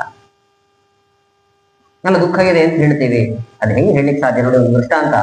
ಒಂದು 5-6 ಜನ ಕೆಸರಿನಲ್ಲಿ ಬಿದ್ದು ಒದಾಡ್ತಾ ಇದ್ದಾರೆ. ಇನ್ನೇನ್ ಪ್ರಾಣ ಹೋಗುವಂತ ಸ್ಥಿತಿಯಲ್ಲಿ ಇದ್ದೀವಿ, ಯಾರಾದ್ರೂ ಬಂದು ನಮ್ಮನ್ನ ರಕ್ಷಣೆ ಮಾಡಿ ಅಂತ. ಒಬ್ಬ ವ್ಯಕ್ತಿ ಹೇಳ್ತಾನೆ, ಅಲ್ಲೇ ಇದ್ದಂತ ಒಬ್ಬ ವ್ಯಕ್ತಿ, ಅವ್ನು ಹೇಳ್ತಾನೆ, ನೀವೇನು ಚಿಂತೆ ಮಾಡಬೇಡಿ, ನಾನ್ ನಿಮ್ಮನ್ನ ಪಾರು ಮಾಡ್ತೇನೆ ಅಂತ. ಇವ್ರಿಗೆ ಖುಷಿ ಆಗ್ಬೇಕಿತ್ತು, ಅವ್ರು ಖುಷಿ ಆಗ್ಲಿಲ್ಲ, ಇವ್ರಿಗೆ ಬೇಜಾರಾಯ್ತು. ಯಾಕೆ ಅಂದ್ರೆ ಹಾಗೆ ಹೇಳ್ತಾ ಇರೋರು ಕೆಸರಿನಲ್ಲೇ ಬಿದ್ದಿನ, ಅವನು ಇನ್ನೊಬ್ಬರನ್ನ ಹೆಂಗೆ ಎತ್ತಲಿಕ್ಕೆ ಸಾಧ್ಯ ಆಗತ್ತೆ? ಮಾಧವ ವಾಹನೆ ಕೆಸರೊಳು ಮುಳುಗಿದವ ಪರರ ಬಾಧಿಪ ಕೆಸರ ಬಿಡಿಸುವನೆ. ಇನ್ನೊಬ್ಬರು ಕೆಸರಿನಲ್ಲಿ ಬಿದ್ದಿರೋರನ್ನ ರಕ್ಷಣೆ ಮಾಡ್ಲಿಕ್ಕೆ ಆಗತ್ತ ಅವನಿಗೆ? ಇಲ್ಲ ಅಲ್ವಾ? ಹಾಗೆ ದೇವರಿಗೆ ದುಃಖದ ಲವಲೇಶ ಇಲ್ಲ. ಆದ್ರಿಂದಾಗಿ ನೀವು ಪರಮಾತ್ಮ ಜ್ಞಾನಾನಂದಾದಿ ಗುಣಗಳು ಉಳ್ಳವನು ಅಂತ ಚಿಂತನೆ ಮಾಡಿ ಅಂತಂತಾರೆ. ಇಲ್ಲಿ ಆಗುವಾಗ ಹಿರಣ್ಯಕಶಿಪು ಕೇಳಿದಂತಹವರ ನನಗೆ ಸಾವು ಬರಬಾರದು ಅಂತಂದ್ರೆ ನನಗೆ ಆ ರೀತಿಯಾಗಿ ವರ ಕೊಡ್ಲಿಕ್ಕಾಗಲ್ಲ, ಒಂದು ಉಪಾಯ ಮಾಡು ಅಂತಾರಂತೆ. ಸಾವು ಬರಬಾರದು ಅಂದ್ರೆ ನೀವು ಹೀಗ್ ಮಾಡಿ, ಹೀಗ್ ಮಾಡಿದ್ರೆ ಸಾವು ಬರೋದಿಲ್ಲ ನಿಮಗೆ ಅಂತ. ಏನದು ಅಂತ ನಮಗೆ ಅನ್ಸತ್ತೆ. ಸಾವು ಬರಬಾರದು ಅಂದ್ರೆ ಹುಟ್ಟಬಾರದು ಅಂತಾರಷ್ಟೇ. ಯಾರಿಗೆ ಹುಟ್ಟಿದೆಯೋ ಅವರಿಗೆಲ್ಲ ಸಾವು ಇದ್ದೇ ಇದೆ, ಅದು ನಿಯಮ, ಅದು ವ್ಯಾಪ್ತಿ. ಯತ್ ಯತ್ ಜನ್ಯತೆ ತತ್ತತ್ ನಾಶಃ ಭವತಿ, ಅದೆಲ್ಲವೂ ಕೂಡ ನಾಶ ಹೊಂದುತ್ತೆ. ಹಾಗಾದ್ರೆ ಒಂದು ಉಪಾಯ ಮಾಡ್ತೇನೆ ಅಂತಂದು ಅನೇಕ ವರಗಳನ್ನ ಕೇಳಿದ್ದಾರೆ. ಅದೆಲ್ಲ ನೀವು ಕೇಳಿದ್ದೀರಿ. ಮನೆ ಒಳಗೆ ಸಾವು ಬರಬಾರ್ದು, ಹೊರಗೆ ಸಾವು ಬರಬಾರ್ದು, ಭೂಮಿ ಮೇಲೆ ಆಕಾಶದಲ್ಲಿ ಆಗುವಾಗ ದೇವರಿಂದ ಸೃಷ್ಟಿಯಾದಂತಹ ಯಾವ ಪ್ರಾಣಿ ಪಕ್ಷಿಗಳಿಂದ ಸಾವು ಬರಬಾರ್ದು, ಯಾವ ಆಯುಧಗಳಿಂದ ಸಾವು ಬರಬಾರ್ದು, ಪ್ರಾತಃ ಕಾಲದಲ್ಲಿ ರಾತ್ರಿ ವೇಳೆಯಲ್ಲಿ ಹೀಗೆಲ್ಲ ಸಾವು ಬರಬಾರ್ದು ಅನೇಕ ವರವನ್ನ ಕೇಳ್ತಾನೆ. ಕೊನೆಗದು ನನಗೆ ಸಾವು ಬರ್ಲಿಕ್ಕೆ ಸಾಧ್ಯವೇ ಇಲ್ಲ ಅನ್ನೋ ರೀತಿಯಲ್ಲಿ ವರ ಕೇಳಿದೆ ಅಂತ ಅನ್ಕೊಳ್ತಾನೆ. ಆದ್ರೆ ಕೊನೆಗೆ ನರಸಿಂಹ ರೂಪದಿಂದ ಸಾವು ಬರಬೇಕು ಅಂತ ಕೇಳಿದ ಹಾಗೆ ಆಯ್ತು. ಆ ರೀತಿಯಾಗಿ ವರ ಕೇಳಿದಾಗ ಇಂತಹ ವರ ಯಾರಿಗೂ ಕೂಡ ಕೊಟ್ಟಿಲ್ಲ. ನೀನು ಮಹಾ ತಪಸ್ವಿ ಆಗಿದ್ದೀಯ, ಆದ್ರಿಂದ ನೀನು ವರ ಕೊಡ್ತೇನೆ ಅಂತ ತಥಾಸ್ತು ಅಂತ ದೇವರು ವರ ಕೊಟ್ಟಾಗಿದೆ. ತುಂಬಾ ಉನ್ಮತ್ತನಾಗಿದ್ದಾನೆ. ಉನ್ಮತ್ತನಾಗಿ ಎಲ್ಲಾ ಕಡೆಗೂ ಕೂಡ ತನ್ನ ಉಪಟಳ ಏನಿದೆ ಅದನ್ನ ಹೆಚ್ಚು ಮಾಡ್ತಾ ಹೋದ. ಅವನು ಹಿಂದೆ ಇತ್ತು, ಏನು ಅದನ್ನ ಜಾಸ್ತಿ ಮಾಡ್ತಾ ಹೋಗ್ತಾನಷ್ಟೇ. ಇತ್ತ ಕಡೆಗೆ ಆಗುವಾಗ ಪುನಃ ಎಲ್ಲಾ ದೇವತೆಗಳು ಕೂಡ ಪರಮಾತ್ಮನನ್ನ ಮೊರೆ ಹೊಂದಿದ್ರು. ಮೊರೆ ಹೊಂದಿದಾಗ ಪರಮಾತ್ಮ ಹೇಳುವಂತಹ ಮಾತು, ಏನು ಚಿಂತೆ ಮಾಡಬೇಡಿ, ಕಾಲಂ ತಾವತ್ ಪ್ರತೀಕ್ಷದ, ಸ್ವಲ್ಪ ಕಾಲದಲ್ಲಿ ನಾನು ಅವತಾರವನ್ನ ಮಾಡ್ತೇನೆ. ಯಾರು ದೇವತೆಗಳಲ್ಲಿ ವೇದದ ಮೇಲೆ, ಬ್ರಾಹ್ಮಣರ ಮೇಲೆ, ಗೋವುಗಳ ಮೇಲೆ ಮೈಚ ವಿದ್ವೇಷ, ನನ್ನಲ್ಲಿ ಯಾರು ದ್ವೇಷವನ್ನ ಮಾಡ್ತಾರೋ ಅಥವಾ ಆಸು ವಿನಶ್ಯತಿ, ಅಂಥವ್ರನ್ನೆಲ್ಲ ನಾನು ಸಂಹಾರ ಮಾಡ್ಲಿಕ್ಕಾಗಿ ಬಂದೇ ಬರ್ತೇನೆ ಅಂತ ನಡೆ. ಪ್ರಧಾನವಾಗಿ ಯಾವಾಗ ಹಿರಣ್ಯಕಶಿಪು ತನ್ನ ಮಗನಾದಂತಹ ಭಾಗವತೋತ್ತಮನಾಗಿರ್ತಕ್ಕಂತಹ ಪ್ರಹ್ಲಾದನ ಮೇಲೆ ವೈರತ್ವವನ್ನ ಹೆಚ್ಚು ಮಾಡ್ತಾನೋ ಆವಾಗಂತೂ ನಾನು ಬೇಗನೆ ಅವತಾರವನ್ನ ಮಾಡಿ ಅವನ ಸಂಹಾರವನ್ನ ಮಾಡ್ತೇನೆ ಅಂತ ಪರಮಾತ್ಮಲ್ಲಿ ಆಶ್ವಾಸನೆಯನ್ನು ಕೊಟ್ಟ. ಅದಾದ ನಂತರದಲ್ಲಿ ಅವರೆಲ್ಲ ಹೊರಟರಂತೆ. ಇತ್ತ ಕಡೆಗೆ ಆಗುವಾಗ ಉತ್ತಮವಾದಂತಹ ಸಮಯದಲ್ಲಿ ಕಯಾದು ಉತ್ತಮವಾದಂತಹ ಮಕ್ಕಳಿಗೆ ಜನ್ಮವನ್ನ ನೀಡಿದ್ದಾಳೆ. ಅದರಲ್ಲಿ ಪ್ರಧಾನನಾಗಿರ್ತಕ್ಕಂಥದ್ದು ಪ್ರಹ್ಲಾದನ ಗುಣವನ್ನ ಚಿಂತನೆ ಮಾಡಿದ್ದಾರೆ. ಇಲ್ಲ ಎಂಥ ಗುಣ ಇತ್ತು ನೋಡಿ ಅವರಲ್ಲಿ. ಬ್ರಹ್ಮಣ್ಯ ಶೀಲ ಸಂಪನ್ನ ಸತ್ಯಸಂಧೋ ಜಿತೇಂದ್ರಿಯ ಆತ್ಮವತ್ಸರ ಭೂತಾನಾಂ ಏಕ ಪ್ರಿಯ ಸಹೃತ್ಸಮಃ ದಾಸವತ್ಸನ್ನ ತಾರ್ಯಾಂಗ್ರಿಹಿ ಪಿತೃವದ್ದೀನ ವತ್ಸಲಃ. ಚಂದ ವಿಶಿಷ್ಟವಾಗಿರ್ತಕ್ಕಂತಹ ಗುಣ ಇತ್ತು. ಬ್ರಹ್ಮಣ್ಯ ನೋಡಿ, ಬ್ರಹ್ಮನನ್ನ ಚೆನ್ನಾಗಿ ತಿಳಿದುಕೊಂಡಿದ್ದ ಇವನು. ಅತ್ಯಂತ ಶೀಲವಂತನಾಗಿದ್ದ. ಸತ್ಯಸಂಧ, ಅತ್ಯಂತ ಸತ್ಯವಂತ ಅವನು. ಇದೇ ಗುಣವನ್ನೇ ಆಧಾರವಾಗಿಟ್ಟುಕೊಂಡು ಪ್ರಹ್ಲಾದರಾಜರು ಮುಂದೆ ರಾಯರಾಗ ಅವತಾರವನ್ನ ಮಾಡಿದ್ದಾರೆ. ರಾಯರನ್ನ ಸ್ತೋತ್ರ ಮಾಡುವಾಗ ಬಾಲಕರಿಂದ ಆರಂಭಿಸಿ ವೃದ್ಧರು ಕೂಡ ಹೇಳುವಂತಹ ಒಂದು ಶ್ಲೋಕ, ಸತ್ಯಧರ್ಮರತಾಯಚ ಪೂಜ್ಯಾಯ ರಾಘವೇಂದ್ರಾಯ ಸತ್ಯಧರ್ಮರತಾಯಚ ಅನ್ನುವಂತಹ ಮಾತನ್ನ ಆಡ್ತೇವೆ ನಾವು. ಸತ್ಯಸಂಧರಾಗಿದ್ರು ಪ್ರಹ್ಲಾದರಾಜರು, ನಮ್ಮ ರಾಯರು ಕೂಡ ಅಂತ ನಮಗೆ ತಿಳಿಯತ್ತೆ. ಜಿತೇಂದ್ರಿಯ, ಎಲ್ಲ ಇಂದ್ರಿಯಗಳನ್ನು ಕೂಡ ಜಯಿಸಿದ್ರಂತೆ ನೋಡಿ. ಎಂತಹ ಒಂದು ಪರಿಸ್ಥಿತಿ ಬಂದರೂ ಕೂಡ ದುಃಖ ಪಡುವಂಥದ್ದು, ಬೇಜಾರು ಮಾಡಿಕೊಳ್ಳುವಂಥದ್ದು ಇಲ್ಲವೇ ಇಲ್ಲ. ಅಷ್ಟು ಗಟ್ಟಿಗರಾಗಿದ್ದು. ಅದಕ್ಕೆ ಒಂದು ದೃಷ್ಟಾಂತ ಅಂದ್ರೆ, ಒಬ್ಬ ಬೌದ್ಧ ಭಿಕ್ಷುವಿನ ಒಂದು ಕಥೆಯನ್ನ ಹೇಳ್ತಾರೆ ದೃಷ್ಟಾಂತವನ್ನಾಗಿ. ಒಬ್ಬ ಬೌದ್ಧ ಭಿಕ್ಷು ಇದ್ದ. ಎಂತಹ ಪರಿಸ್ಥಿತಿ ಬಂದರೂ ಕೂಡ ಯಾರ ಮೇಲೂ ಬೇಜಾರು ಮಾಡಿಕೊಳ್ತಾ ಇರಲಿಲ್ಲ. ಇಂದ್ರಿಯಗಳನ್ನ ಜಯಿಸಿದ್ದಂತೆ ಅವನು. ಅದಕ್ಕೆ ಕೆಲವು ವ್ಯಕ್ತಿಗಳು ಬಂದು ಅವನನ್ನು ಪ್ರಶ್ನಿಸ್ತಾರೆ, ನಿಮ್ಗೆ ಎಂಥ ಪರಿಸ್ಥಿತಿ ಬಂದರೂ ಕೂಡ ಬೇಜಾರಾಗೋದಿಲ್ವಾ ಅಂತ ಕೇಳಿದ್ರು ಬೌದ್ಧ ಭಿಕ್ಷುವಿಗೆ. ಖಂಡಿತ ಆಗಲ್ಲ ಅಂತಂದು. ಯಾರಾದ್ರೂ ಬಂದು ನೀವು ತಪ್ಪು ಮಾಡದೇ ಇದ್ದಾಗ ಬೈತಾರೆ ಇಟ್ಕೊಳ್ಳಿ, ಆವಾಗ ಅದ್ರ ಕೋಪ ಬರುತ್ತೋ ಇಲ್ವೋ? ಬರಲ್ಲ ಅಂತಂದ್ರು ಬೌದ್ಧ ಭಿಕ್ಷುಗಳು. ಬರೋದಿಲ್ಲ. ಯಾಕೆ ಬರೋದಿಲ್ಲ? ಅವರು ಹೊಡಿಬೇಕಿತ್ತು, ಹೊಡೆಯೋ ಬತ್ತು ಬರೀ ಬೈದಿದ್ದಾರಲ್ಲ ಅಂತ ನನಗೆ ಸಂತೋಷನೇ ಆಗತ್ತೆ ಅಂತ. ಎಂಥ ಆಲೋಚನೆ ಇದೆ. ಸರಿ ಆಯ್ತು, ಬೈದಿಲ್ಲ, ಹೊಡೆದಿದ್ದಾರೆ ಅನ್ಕೊಳ್ಳಿ. ಹೊಡೆದಾಗ ಆದ್ರೂ ನಿಮ್ಗೆ ಬೇಜಾರಾಗತ್ತಾ? ಇಲ್ಲ, ಆವಾಗ್ಲೂ ಬೇಜಾರಾಗಲ್ಲ ನಮಗೆ. ಯಾಕೆ ಬೇಜಾರಾಗಲ್ಲ ಅಂತಂದ್ರೆ, ಅವ್ರು ನನ್ನನ್ನು ಕೊಲ್ಲೇಬೇಕಾಗಿತ್ತು, ಕೊಲ್ಲೋ ಬದ್ದು ಬರೀ ಹೊಡೆದು ತೃಪ್ತರಾಗಿದ್ದಾರಲ್ವಾ, ಅದಕ್ಕೆ ನನಗೆ ಬೇಜಾರಾಗಿಲ್ಲ. ಸರಿ, ಅಕಸ್ಮಾತ್ ಕೊಂದೇ ಬಿಟ್ಟಿದ್ದಾರೆ ನಿಮ್ಮನ್ನ, ಕೊಲ್ಲುವಂತಹ ಪ್ರಯತ್ನ ಮಾಡುವಾಗ್ಲಾದ್ರೂ ಬೇಜಾರಾಗತ್ತಲ್ವಾ ಅಂತಂದ್ರೆ, ಆವಾಗ್ಲೂ ಬೇಜಾರಾಗಲ್ಲ ಅಂತಂದ್ರೆ. ಇವಾಗ ಯಾಕೆ ಬೇಜಾರಾಗಲ್ಲ ಅಂತ ಕೇಳಿದ್ರೆ, ಈ ಮಾನವ ಶರೀರದಲ್ಲಿ ಇಷ್ಟೆಲ್ಲ ಕ್ಲೇಶಗಳಿದೆ. ಈ ಕ್ಲೇಶಗಳಿಂದ ಇವರು ಪಾರಾಗಬೇಕು ಅಂತ ನನ್ನನ್ನು ಕೊಂದಿದ್ದಾರೆ ಅಂತ ನಾನು ಚಿಂತನೆ ಮಾಡ್ತೀನಿ. ಎಂಥ ಆಲೋಚನೆ ನೋಡಿ. ಪ್ರತಿಯೊಂದು ಸಮಯದಲ್ಲೂ ಕೂಡ ಸಕಾರಾತ್ಮಕವಾಗಿ ಆಲೋಚನೆ ಮಾಡಬೇಕು. ಇಂದ್ರಿಯದ ಜಯ ಪಡ್ಕೊಂಡವ್ರಿಗೆ ಮಾತ್ರ ಹೀಗೆ ಸಾಧ್ಯ. ಅಂಥವರಲ್ಲಿ ಪ್ರಹ್ಲಾದರಾಜರು ಅಗ್ರೇಸರರಾಗಿದ್ರು. ದಾಸವತ್ ಸನ್ನತಾರ್ಯಾಂಗ್ರಿಹಿ, ಗುರು ಹಿರಿಯರ ಸೇವೆಯನ್ನು ಸದಾ ಕಾಲದಲ್ಲಿ ಮಾಡ್ತಾ ಇದ್ದ ಅವನು. ವಿಶೇಷವಾಗಿ ದೇವರ ಆರಾಧನೆಯನ್ನು ಮಾಡುವವನಾಗಿದ್ದ ಅಂತ. ನೋದ್ವೇಗ ಚಿತ್ತೋ ವ್ಯಸನೇಶು ನಿಸ್ಪೃಹ ಶ್ರುತೇಶು ದೃಷ್ಟೇಶು ಗುಣೇಶ್ವ ಸಪ್ತಧೃತು. ಒಂದು ವ್ಯಸನ ಇತ್ತಂತೆ ನೋಡಿ ಇವರಿಗೆ. ವ್ಯಸನ ಅನ್ನೋ ಶಬ್ದವನ್ನೇ ಆಡ್ತಾರೆ. ಇಲ್ಲೇ ಒಂದು ಶಬ್ದ ಹೇಳ್ತಾರೆ ಅನ್ಕೊಳ್ಬೇಕು. ವ್ಯಸನ ಅನ್ನೋದು ನಾವು ಕನ್ನಡ ಭಾಷೆಯಲ್ಲಿ ಕೇಳಿದ್ರೆ ವಿಚಿತ್ರ ಅಂತದೆ, ಚಟ ಅಂತ ವ್ಯವಹಾರ ಮಾಡ್ತೀವಿ ನಾವು. ಆದ್ರೆ ಟೀಕಾಕೃತ್ವಾದರು ಸುಧಾ ಗ್ರಂಥದಲ್ಲಿ ಈ ಶಬ್ದಕ್ಕೆ ವ್ಯಾಖ್ಯಾನವನ್ನ ಮಾಡ್ತಾರೆ. ಯಾವುದನ್ನ ವ್ಯಸನ ಅಂತ ಕರಿಬೇಕು ಅಂದ್ರೆ ಯದ್ ಅಕರಣೆ ಚಿತ್ತ ವಿಕ್ಷೋಭ ಸಹ ವ್ಯಸನಂ ಅಂತ.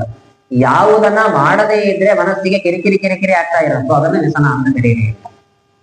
ಬೆಳಗ್ಗೆದ್ದು ಕೂಡಲೇ ಚಹಾ ಕುಡಿಲಿಲ್ಲ ಅಂದ್ರೆ ಕಿರಿಕಿರಿ ಕಿರಿಕಿರಿ ಶುರು, ಅದು ವ್ಯಸನ ಇದೆ ಅಂತ. ಕೆಲವರಿಗೆ ಬೇರೆ ಬೇರೆ ವ್ಯಸನಗಳಿವೆ. ಧೂಮಪಾನ ಮದ್ಯಪಾನ ಮಾಡಲಿಕ್ಕೆ ಕಿರಿಕಿರಿ ಕಿರಿ ಆಗ್ತಾ ಇರೋದು ವ್ಯಸನ.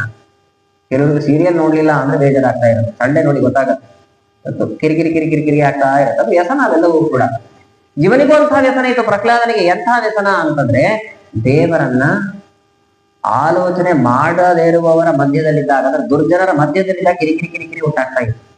ಯಾಕಂದ್ರೆ ಸಜ್ಜನರು ಮಾತ್ರ ದೇವರ ಧ್ಯಾನವನ್ನ ಮಾಡ್ತಾರೆ, ಈ ದುರ್ಜನರು ಯಾರು ಕೂಡ ದೇವರ ಧ್ಯಾನವನ್ನ ಮಾಡೋದಿಲ್ಲ. ಅಂತವರ ಮಧ್ಯದಲ್ಲಿದ್ದ ಕಿರಿಕಿರಿ ಆಗ್ತಾ ಇತ್ತು. ಅಂದ್ರೆ ಸದಾಕಾಲದಲ್ಲಿ ದೇವರ ಧ್ಯಾನವನ್ನ ಮಾಡುವವರು ಒಂದರ್ಥ. ನ್ಯಸ್ತ ಕ್ರೀಡನ ಕೋಬಾಲೋ ಜಡವತ್ತನ್ನ ತನ್ಮನಃ ಸದಾ ಕೃಷ್ಣ ಗ್ರಹ ಗೃಹೀತಾತ್ಮ ನವೇದ ಜಗದೀದೃಶಂ. ಇವರಿಗೊಂದು ಗ್ರಹ ಯಾವಾಗ್ಲೂ ಕೂಡ ಹಿಡ್ಕೊಂಡಿತ್ತಂತ. ಯಾವ ಗ್ರಹ ಅಂತಂದ್ರೆ ಕೃಷ್ಣ ಗ್ರಹ ಪೀಠಿತ. ಕೃಷ್ಣನ ಹೆಸರನ್ನ ಕೇಳಿದ್ರೆ ಸಾಕು ಹುಚ್ಚನಂತೆ ಆಗ್ತಾ ಇದ್ರಂತೆ. ಒಂದು ಗ್ರಹ ಹಿಡಿದವರು ಹೆಂಗ್ ಆಡ್ತಾ ಇರ್ತಾರೆ ಹಾಗೆ ಕೃಷ್ಣನ ಕಥೆ, ಕೃಷ್ಣನ ಹೆಸರನ್ನು ಕೇಳಿದಾಗ ಕುಣದಾಡಿ ಬಿಡ್ತಾ ಇದ್ರಂತೆ. ನೋಡಿ ಹೇಗ್ ಕುಣಿತಾ ಇದ್ರು ಅಂದ್ರೆ ವಿಲಜ್ಜೋ ನೃತ್ಯ ದಿಕ್ವಚಿತು. ಸುತ್ತಮುತ್ತ ಇರುವವರು ನನ್ನ ಬಗ್ಗೆ ಏನ್ ಅನ್ಕೊಳ್ತಾರೆ ವಿಚಾರ ಇಲ್ಲವೇ ಇಲ್ಲ, ನರ್ತನಾದಿಗಳನ್ನ ಮಾಡೇ ಬಿಡೋದು. ಇದು ನಿಜವಾದ ಭಾಗವತೋತ್ತಮರ ಲಕ್ಷಣ. ಭಾಗವತದ ಏಕಾದಶಿ ಸ್ಕಂದದಲ್ಲಿ ಇದರ ವಿವರಣೆ ಇದೆ. ನಮ್ಮ ಮಾದುನೂರಿನ ವಿಷ್ಣು ತೀರ್ಥರು ಅವರು ಪೂರ್ವಾಶ್ರಮದಲ್ಲಿದ್ದಂತಹ ಸಮಯದಲ್ಲಿ ಭಾಗವತ ಉಪನ್ಯಾಸ, ಭಾಗವತ ಪಾಠ ಮಾಡುವಂತಹ ಸಮಯದಲ್ಲಿ ಸ್ವಲ್ಪ ಹೊತ್ತು ಒಂದು ಕೋಣೆಗೆ ಹೋಗಿ ಬಾಗಿಲು ಹಾಕೊಳ್ತಾ ಇದ್ರಂತ. ಉಪನ್ಯಾಸ ಪ್ರಾರಂಭ ಆದ ಕೂಡಲೇ, ಪಾಠ ಪ್ರಾರಂಭ ಆದ ಕೂಡಲೇ ಬಾಗಿಲು ಹಾಕೊಳ್ತಾ ಇದ್ರು. ಒಂದ್ಸರ್ತಿ ಒಬ್ಬ ಭಕ್ತ ಏನ್ ಮಾಡ್ತಾ ಇರೋರು ಬಾಗಿಲು ಹಾಕೊಂಡು ನೋಡೇ ಬಿಡೋಣ ಅಂತ. ಯಾಕಂದ್ರೆ ಬಾಗಿಲು ಹಾಕೊಂಡು ಯಾವ ಕೆಲಸವೂ ಕೂಡ ಒಳ್ಳೆ ಕೆಲಸ ಆಗಿಲ್ಲ ಇವರು ಕೂಡ, ಇವ್ರು ಯಾಕೆ ಬಾಗಿಲು ಹಾಕೊಳ್ತಾ ಇದ್ದಾರೆ, ನೋಡೇ ಬಿಡೋಣ ಅಂತ ಬಾಗಿಲು ತೆರೆದು ಅಂದ್ರೆ ಆಶ್ಚರ್ಯ ಆಗೋಯ್ತು ಅಂತ ಭಕ್ತನಿಗೆ. ಯಾಕೆ ಆಶ್ಚರ್ಯ ಆಯ್ತು ಅಂದ್ರೆ ಭಾಗವತ ಪುಸ್ತಕ ಏನಿದೆ, ಭಾಗವತ ಪುಸ್ತಕವನ್ನ ತಲೆ ಮೇಲೆ ಇಟ್ಟುಕೊಂಡು ಕಣ್ಣೀರನ್ನ ಸುರಿಸ್ತಾ ಕುಣಿತಾ ಇರ್ತಾ ಇದ್ರಂತೆ ವಿಷ್ಣು ತೀರ್ಥ. ಕುಣಿತಾ ಇರ್ತಾ ಇದ್ರು. ಗಾಬರಿ ಆಯ್ತು. ಗುರುಗಳು ಯಾಕೆ ಹಿಂಗ್ ಮಾಡ್ತಿದ್ದೀರಿ ಅಂತ ಕೇಳಿದಾಗ, ನೀನೇನು ಗಾಬರಿ ಆಗ್ಬೇಡ, ಇಂತಹ ಹುಚ್ಚು ನನಗೆ ಅವಾಗ ಹಿಡಿಯತ್ತೆ, ಇಂತಹ ಒಳ್ಳೆ ಹುಚ್ಚು ಹಿಡಿಬೇಕು ನಮಗೂ ಕೂಡ. ದಾಸರು ಹೇಳ್ತಾರಲ್ವಾ, ಹುಚ್ಚು ಹಿಡಿಯಿತು ಎನಗೆ ಹುಚ್ಚು ಹಿಡಿಯಿತು, ಅಚ್ಚುತನ ನಾಮವೆಂದು ಅಚ್ಚು ಮೆಚ್ಚು ತಲೆಗೆ ಏನು ಹುಚ್ಚು ಹಿಡಿಯಿತು ಅಂತಾರೆ ದಾಸರು. ಇಂತಹ ಹುಚ್ಚು, ಸಾತ್ವಿಕವಾದಂತಹ ಹುಚ್ಚು, ಇಂತಹ ಹುಚ್ಚು ಹಿಡಿಬೇಕು. ನೀವು ಯಾರು ಗಾಬರಿ ಆಗಬೇಡಿ. ಭಾಗವತದ ಒಂದೊಂದು ಶ್ಲೋಕವನ್ನ ನುಡಿದಾಗ ನನಗೆ ಆನಂದ ಉದ್ರೇಕ ಆಗತ್ತೆ. ಎಷ್ಟು ಅರ್ಥಗರ್ಭಿತವಾಗಿದೆ ಇದು ಅಂತ ನನಗೆ ಆನಂದವನ್ನ ತಾಳಲಾರದೇನೆ ಕುಣಿಬೇಕು ಅನ್ಸತ್ತೆ. ಅದಕ್ಕೆ ಭಾಗ ಹಾಕೊಂಡು ಕುಣಿತಾ ಇದ್ದೀನಿ ಅಂತ. ಎಷ್ಟು ತನ್ಮಯತೆ. ಅದಕ್ಕೆ ವಿಶಿಷ್ಟವಾಗಿರ್ತಕ್ಕಂಥ ಅನೇಕ ಪ್ರಕರಣಗಳನ್ನ ಒಳಗೊಂಡಿರುವಂತಹ ಭಾಗವತ ಸಾರೋದ್ಧಾರ ಅನ್ನುವಂತಹ ಗ್ರಂಥವನ್ನು ನಮಗೆ ಕೊಟ್ಟರು. ಹಾಗೆ ಪ್ರಹ್ಲಾದರಾಜರು ಕೂಡ ದೇವರ ಚಿಂತನೆಯನ್ನ ಮಾಡುವಾಗ್ಲೆಲ್ಲ ಯಾರು ಏನ್ ಅನ್ಕೊಳ್ತಾರೋ ಲಜ್ಜಾಭಾವವನ್ನು ಪರಿತ್ಯಜಿಸಿ ಕುಣಿತಾ ಇದ್ರು ಅಂತ. ಬರೀ ಕುಣಿಯೋರು ಮಾತ್ರ ಭಕ್ತರ ಹಾಗಾದ್ರೆ ಅದನ್ನು ತಿಳಿಸ್ತಾರೆ ಭಾಗವತದ ಏಕಾದಶಿ ಸ್ಕಂದದಲ್ಲಿ. ಕೆಲವರು ಗಂಭೀರವಾದಂತಹ ಭಕ್ತರು ಇರ್ತಾರೆ, ಕೆಲವರು ಗಂಭೀರವಾದ ಸನ್ಯಾಸಿಗಳು. ಅವರು ಸುಮ್ಮನೆ ಯಾರೇನಂತಾರೋ ಏನೋ ಒಂದು ವಿಚಾರ ಮಾಡಿದ್ರೆ ಸುಮ್ಮನೆ ಕುಣಿಯೋದಿಲ್ಲ. ಹಾಗಾದ್ರೆ ಅವ್ರು ಭಕ್ತರಲ್ವಾ ಅಂತಂದ್ರೆ, ಕೆಲವರು ಅಂತರಂಗ ಭಕ್ತರು ಅಂತಿರ್ತಾರೆ, ಕೆಲವರು ಬಾಹ್ಯ ಭಕ್ತರು ಅಂತಿರ್ತಾರೆ. ಹೋದ್ರೆ ಮಾತ್ರ ಭಕ್ತರು ಅಂತ ಅಷ್ಟೇ ಅರ್ಥವನ್ನು ಮಾಡಿಕೊಳ್ಳಬೇಡಿ ಅಂತ ತಿಳಿಸ್ಕೊಡ್ತಾರೆ. ಇಂತಹ ಪ್ರಹ್ಲಾದನನ್ನ ಗುರುಕುಲಕ್ಕೆ ಬಿಟ್ಟಿದ್ದ ಈ ಕಥೆಯನ್ನೆಲ್ಲ ನೀವು ಅನೇಕ ಕಡೆ ಕೇಳಿರ್ತೀರಿ. ಷಂಡ ಮತ್ತು ಮರ್ಕ ಅನ್ನುವಂತಹ ಗುರುಗಳಿದ್ರು. ಷಂಡ ಮತ್ತೆ ಮರ್ಕ ಹಾಗೆ ವಿಭಾಗವನ್ನು ಮಾಡಿ ಅಂತ ವ್ಯಾಖ್ಯಾನಕಾರರು. ಷಂಡ ಅಮರ್ಕ ಅಂತ ಹಾಗೆ ವಿಭಾಗ ಮಾಡಬೇಡಿ ಅಂತ. ಯಾಕೆಂದ್ರೆ ಕೆಲವು ಪುರಾಣಗಳಲ್ಲಿ ಉಪನಿಷತ್ತುಗಳಲ್ಲಿ ಬರುವಂತಹ ಮಾತು ಉಪಯಾಮ ಗೃಹೀತೋಸಿ ಷಂಡಾಯ, ಉಪಯಾಮ ಗೃಹೀತೋಸಿ ಮರ್ಕಾಯ ಅಂತಲೇ ಹೆಸರನ್ನ ತಿಳಿಸಿದ್ದಾರೆ. ಹಾಗಾಗಿ ಷಂಡಾಯ ಮರ್ಕಾಯ, ಷಂಡರಿಗೆ ಹಾಗೂ ಮರ್ಕರಿಗೆ ಶಿಷ್ಯನನ್ನಾಗಿ ಈ ಪ್ರಹ್ಲಾದನನ್ನ ಒಪ್ಪಿಸಿದ ಹಿರಣ್ಯಕಶಿಪು ಅಂತ ಅರ್ಥ ಮಾಡಿಕೊಳ್ಳಬೇಕೆ ಹೊರತು ಷಂಡ ಮತ್ತೆ ಅಮರ್ಕ ಅಂತ ಇದ್ರು ಅಂತ ಹಾಗರ್ಥ ಅಲ್ಲ. ಎಲ್ಲ ದೈತ್ಯ ಬಾಲಕರ ಜೊತೆಗೆ ಪಾಠಕ್ಕೆ ಅಂತ ಕುತೂಹಲತಾ ಇದ್ದ ಪ್ರಹ್ಲಾದ. ಶುಶ್ರುವೆ ನ ಪಪಾಠ, ಕೇಳ್ತಾ ಇದ್ದ, ಆದ್ರೆ ಮನಸ್ಸಿನ ಒಳಗಡೆ ಅದನ್ನ ತೆಗೆದುಕೊಳ್ಳಿಲ್ಲ. ನಾವೆಲ್ಲ ಉಪನ್ಯಾಸ ಕೇಳುವಂತೆ. ಅಪ್ರಚ್ಚ ಕಥ್ಯತಾಂ ವತ್ಸ ಮನ್ಯತೆ ಸಾಧು ಯದ್ ಭವಾನ್. ಸರ್ತಿ ಬೇಸಿಗೆ ರಜೆಯ ಸಮಯ, ಮಗನನ್ನ ತೊಡೆಯಲ್ಲಿ ಕೂಡಿಸಿಕೊಂಡು ಪ್ರಶ್ನೆಯನ್ನ ಕೇಳ್ತಾರೆ. ನೋಡಿ, ಪ್ರಧಾನವಾದಂತಹ 3 ಪ್ರಶ್ನೆ ಕೇಳಿದಾನೆ. ಅದ್ಭುತವಾದಂತಹ 3 ಉತ್ತರವನ್ನು ಕೂಡ ಕೊಟ್ಟಿದ್ದಾರೆ ಪ್ರಹ್ಲಾದರಾಜರು. ಪ್ರಶ್ನೆಗಳಲ್ಲಿ ವ್ಯತ್ಯಾಸವನ್ನು ನಾವು ಅರ್ಥ ಮಾಡಿಕೊಳ್ಳಬೇಕು. ಮನ್ಯತೆ ಸಾಧು ಯದ್ಭವಾನ್, ಪ್ರಹ್ಲಾದ ಬಾರೋ ಇಲ್ಲಿ ಅಂತಂದು ತೊಡೆ ಮೇಲೆ ಕೂಡಿಸಿಕೊಂಡು, ನಿನಗೆ ಗುರುಗಳು ಅನೇಕ ಪಾಠವನ್ನ ಮಾಡಿದ್ದಾರೆ, ಆ ಪಾಠದಲ್ಲಿ ನಿನಗೆ ಇಷ್ಟವಾದಂತಹ ಪಾಠ ಯಾವುದು ಹೇಳು ಅಂತ. ಇನ್ನು ಮಕ್ಳಿಗೆ ಆಗಿರುತ್ತೆ 6 ಸಬ್ಜೆಕ್ಟ್ ನಲ್ಲಿ ತುಂಬಾ ಇಷ್ಟವಾದ ಸಬ್ಜೆಕ್ಟ್ ಒಂದಿರುತ್ತೆ, ಅಥವಾ ಸಬ್ಜೆಕ್ಟ್ ನಲ್ಲಿ ಇಷ್ಟವಾದ ಒಂದು ಲೆಸನ್ ಅಂತ ಇಟ್ಕೊಂಡಿರ್ತಾರೆ, ಅದೇ ಇಷ್ಟ, ಯಾವಾಗ ಕೇಳಿದ್ರು ಅದೇ ಬಗ್ಗೆನೇ ಹೇಳ್ತಿರ್ತಾರೆ. ಹಾಗೆ ನಿನಗೆ ಅತ್ಯಂತ ಇಷ್ಟವಾದಂತಹ ವಿಷಯ ಯಾವುದು ಹೇಳು ಅಂತ ಪ್ರಹ್ಲಾದರಾಜರು ಹೇಳಿದಂತಹ ಮಾತು. ತತ್ಸಾಧು ಮನ್ಯೇ ಸುರವರ್ಯ ದೇಹಿನಾಂ ಸದಾ ಸಮುದ್ವಿಗ್ನ ಧಿಯಾ ಸಮಗ್ರಹಾತ್ ಹಿತ್ವಾತ್ಮ ಪಾತುಂ ಗೃಹಮಂಧ ಕೂಪಂ ವನಂಗತೋ ಯದ್ಧರಿಮಾಶ್ರಯೇತ. ಯಾವುದು ನನಗೆ ಇಷ್ಟವಾದಂತಹ ಪಾಠ ಅಂತ ಕೇಳುತ್ತಿದ್ದೀರಿ? ಸಜ್ಜನರ ಸಂಗಮನ ಮಾಡುವಂಥದ್ದೇ ನನಗೆ ಅತ್ಯಂತ ಇಷ್ಟವಾದಂತಹ ಪಾಠ. ಅದಕ್ಕೆ ಪ್ರತಿಕೂಲವಾದಂತಹ ವಾತಾವರಣ ಎಲ್ಲಿದೆಯೋ ಅಲ್ಲಿ ನಾವು ಒಂದು ಕ್ಷಣವೂ ಕೂಡ ಇರಬಾರದು. ನಾವು ಮನೆಯಲ್ಲಿ ಒಂದು ಪರಮಾತ್ಮನ ಭಕ್ತಿಗೆ ಪ್ರತಿಕೂಲವಾದಂತಹ ವಾತಾವರಣ ಇದೆ ಅಂದ್ರೆ ಅಂತಹ ಮನೆಯಲ್ಲಿ ನಾವಿರಬಾರದು, ಅದನ್ನ ಹೊರಟು ಹೋಗಬೇಕು. ಮೊದಲು ನನಗೆ ಈ ಮನೆಯಿಂದ ಹೊರಟು ಹೋಗಬೇಕು ಅಂತ ಅನ್ನಿಸ್ತಾ ಇದೆ ಅನ್ನೋ ಅಭಿಪ್ರಾಯದಲ್ಲಿ ಹೇಳ್ತಾರೆ. ವನಂಗತಃ, ಕಾಡಿಗೆ ಹೋಗಬೇಕು ಅಂತ. ಕಾಡು ಅಂತಂದ್ರೆ ವನ ಅನ್ನೋ ಶಬ್ದಕ್ಕೆ ಸಜ್ಜನರ ಸಮೂಹ ಅಂತ ಅರ್ಥ, ಒಂದು ಅರ್ಥ. ಇನ್ನೊಂದು ವನ ಅನ್ನೋ ಶಬ್ದಕ್ಕೆ ತೀರ್ಥ, ನೀರು ಅನ್ನೋ ಅಭಿಪ್ರಾಯವಿದೆ, ತೀರ್ಥಕ್ಷೇತ್ರಕ್ಕೆ ಹೋಗಬೇಕು ಅನ್ನೋ ಅಭಿಪ್ರಾಯವನ್ನು ಹೇಳ್ತಾರೆ. ಮೊದಲು ಶ್ಲೋಕವನ್ನು ಹೇಳುವಾಗ ಸಮಾಧಾನದಿಂದ ಕೇಳ್ತಾ ಇದ್ದಂತೆ ನೋಡಿ. ಯಾವಾಗ ವನಂಗತೋ ಯದ್ ಹರಿಮಾಶ್ರಿ, ಹರಿ ಅನ್ನೋ ಶಬ್ದ ಬಂತು, ತುಂಬಾ ಕೋಪ ಬಂತು. ಮೊದಲು ಆ ಕೋಪ ನಗುವಾಗಿ ಪರಿವರ್ತನೆ ಹೊಂದಿದ್ದಾನೆ. ಸಿಟ್ಟು ಬಂತು, ಹರಿ ಶಬ್ದ ಕೇಳಿದ್ಮೇಲೆ ನಕ್ಕು ಬಿಡ್ತಾನೆ ಅವನು. ಆ ನಗು ಅನ್ನೋ ಶಬ್ದವನ್ನು ಹೇಳ್ತಾನೆ. ಜಹಾಸ ಬುದ್ಧಿ ಬಾಲನ, ಎಂಥ ವಿಚಿತ್ರವಾದ ಬಾಲಕ ಇವನು, ಏನೇನೋ ಮಾತಾಡ್ತಾ ಇದೆ ಇದು ಋತು ಚಂಗೆ ಪೆದ್ದ ಹಾಗೆ. ಚಂಡ ಮತ್ತೆ ಮರಕರು ಇಲ್ಲದೇ ಇದ್ದಂತಹ ಸಮಯದಲ್ಲಿ ನನ್ನನ್ನ ಕಂಡ್ರೆ ಆಗದೇ ಇರುವಂತಹ ಕೆಲವು ವೈಷ್ಣವರೇನಿದ್ದಾರೆ ಅವರು ನನ್ನ ಮಗನ ಬುದ್ಧಿಯನ್ನ ಕೆಡಿಸುವಂತಹ ಪ್ರಯತ್ನ ಮಾಡ್ತಾ ಇದ್ದಾರೆ. ಚಂಡ ಮತ್ತೆ ಮರಕರನ್ನ ಕರೆದು ಹೇಳ್ತಾರೆ, ನೋಡಿ ಯಾರೋ ಮಗನ ತಲೆಯನ್ನ ಕೆಡಿಸ್ತಾ ಇದ್ದಾರೆ, ಸ್ವಲ್ಪ ಹೆಚ್ಚು ಗಮನ ಕೊಡಬೇಕು ನೀವು ಅಂತ. ಹೌದು, ಪ್ರಹ್ಲಾದನಿಗೆ ಇಂತಹ ವೃತ್ತಿ ಹೇಗೆ ಬಂತು ಅಂತ ಕೇಳಿದಾಗ ಪ್ರಹ್ಲಾದರಾಜರು ಹೇಳ್ತಾರೆ ನೋಡಿ. ಪರಸ್ಪೃಶತ್ಯೇದ್ರಾಹ ಪುಂಸಾಂ ಯನ್ಮಾಯಾ ಕೃತಃ ವಿಮೋಹಿತದಿಯಾಂ ದೃಷ್ಟಃ ತಸ್ಮೈ ಭಗವತೇ ನಮಃ.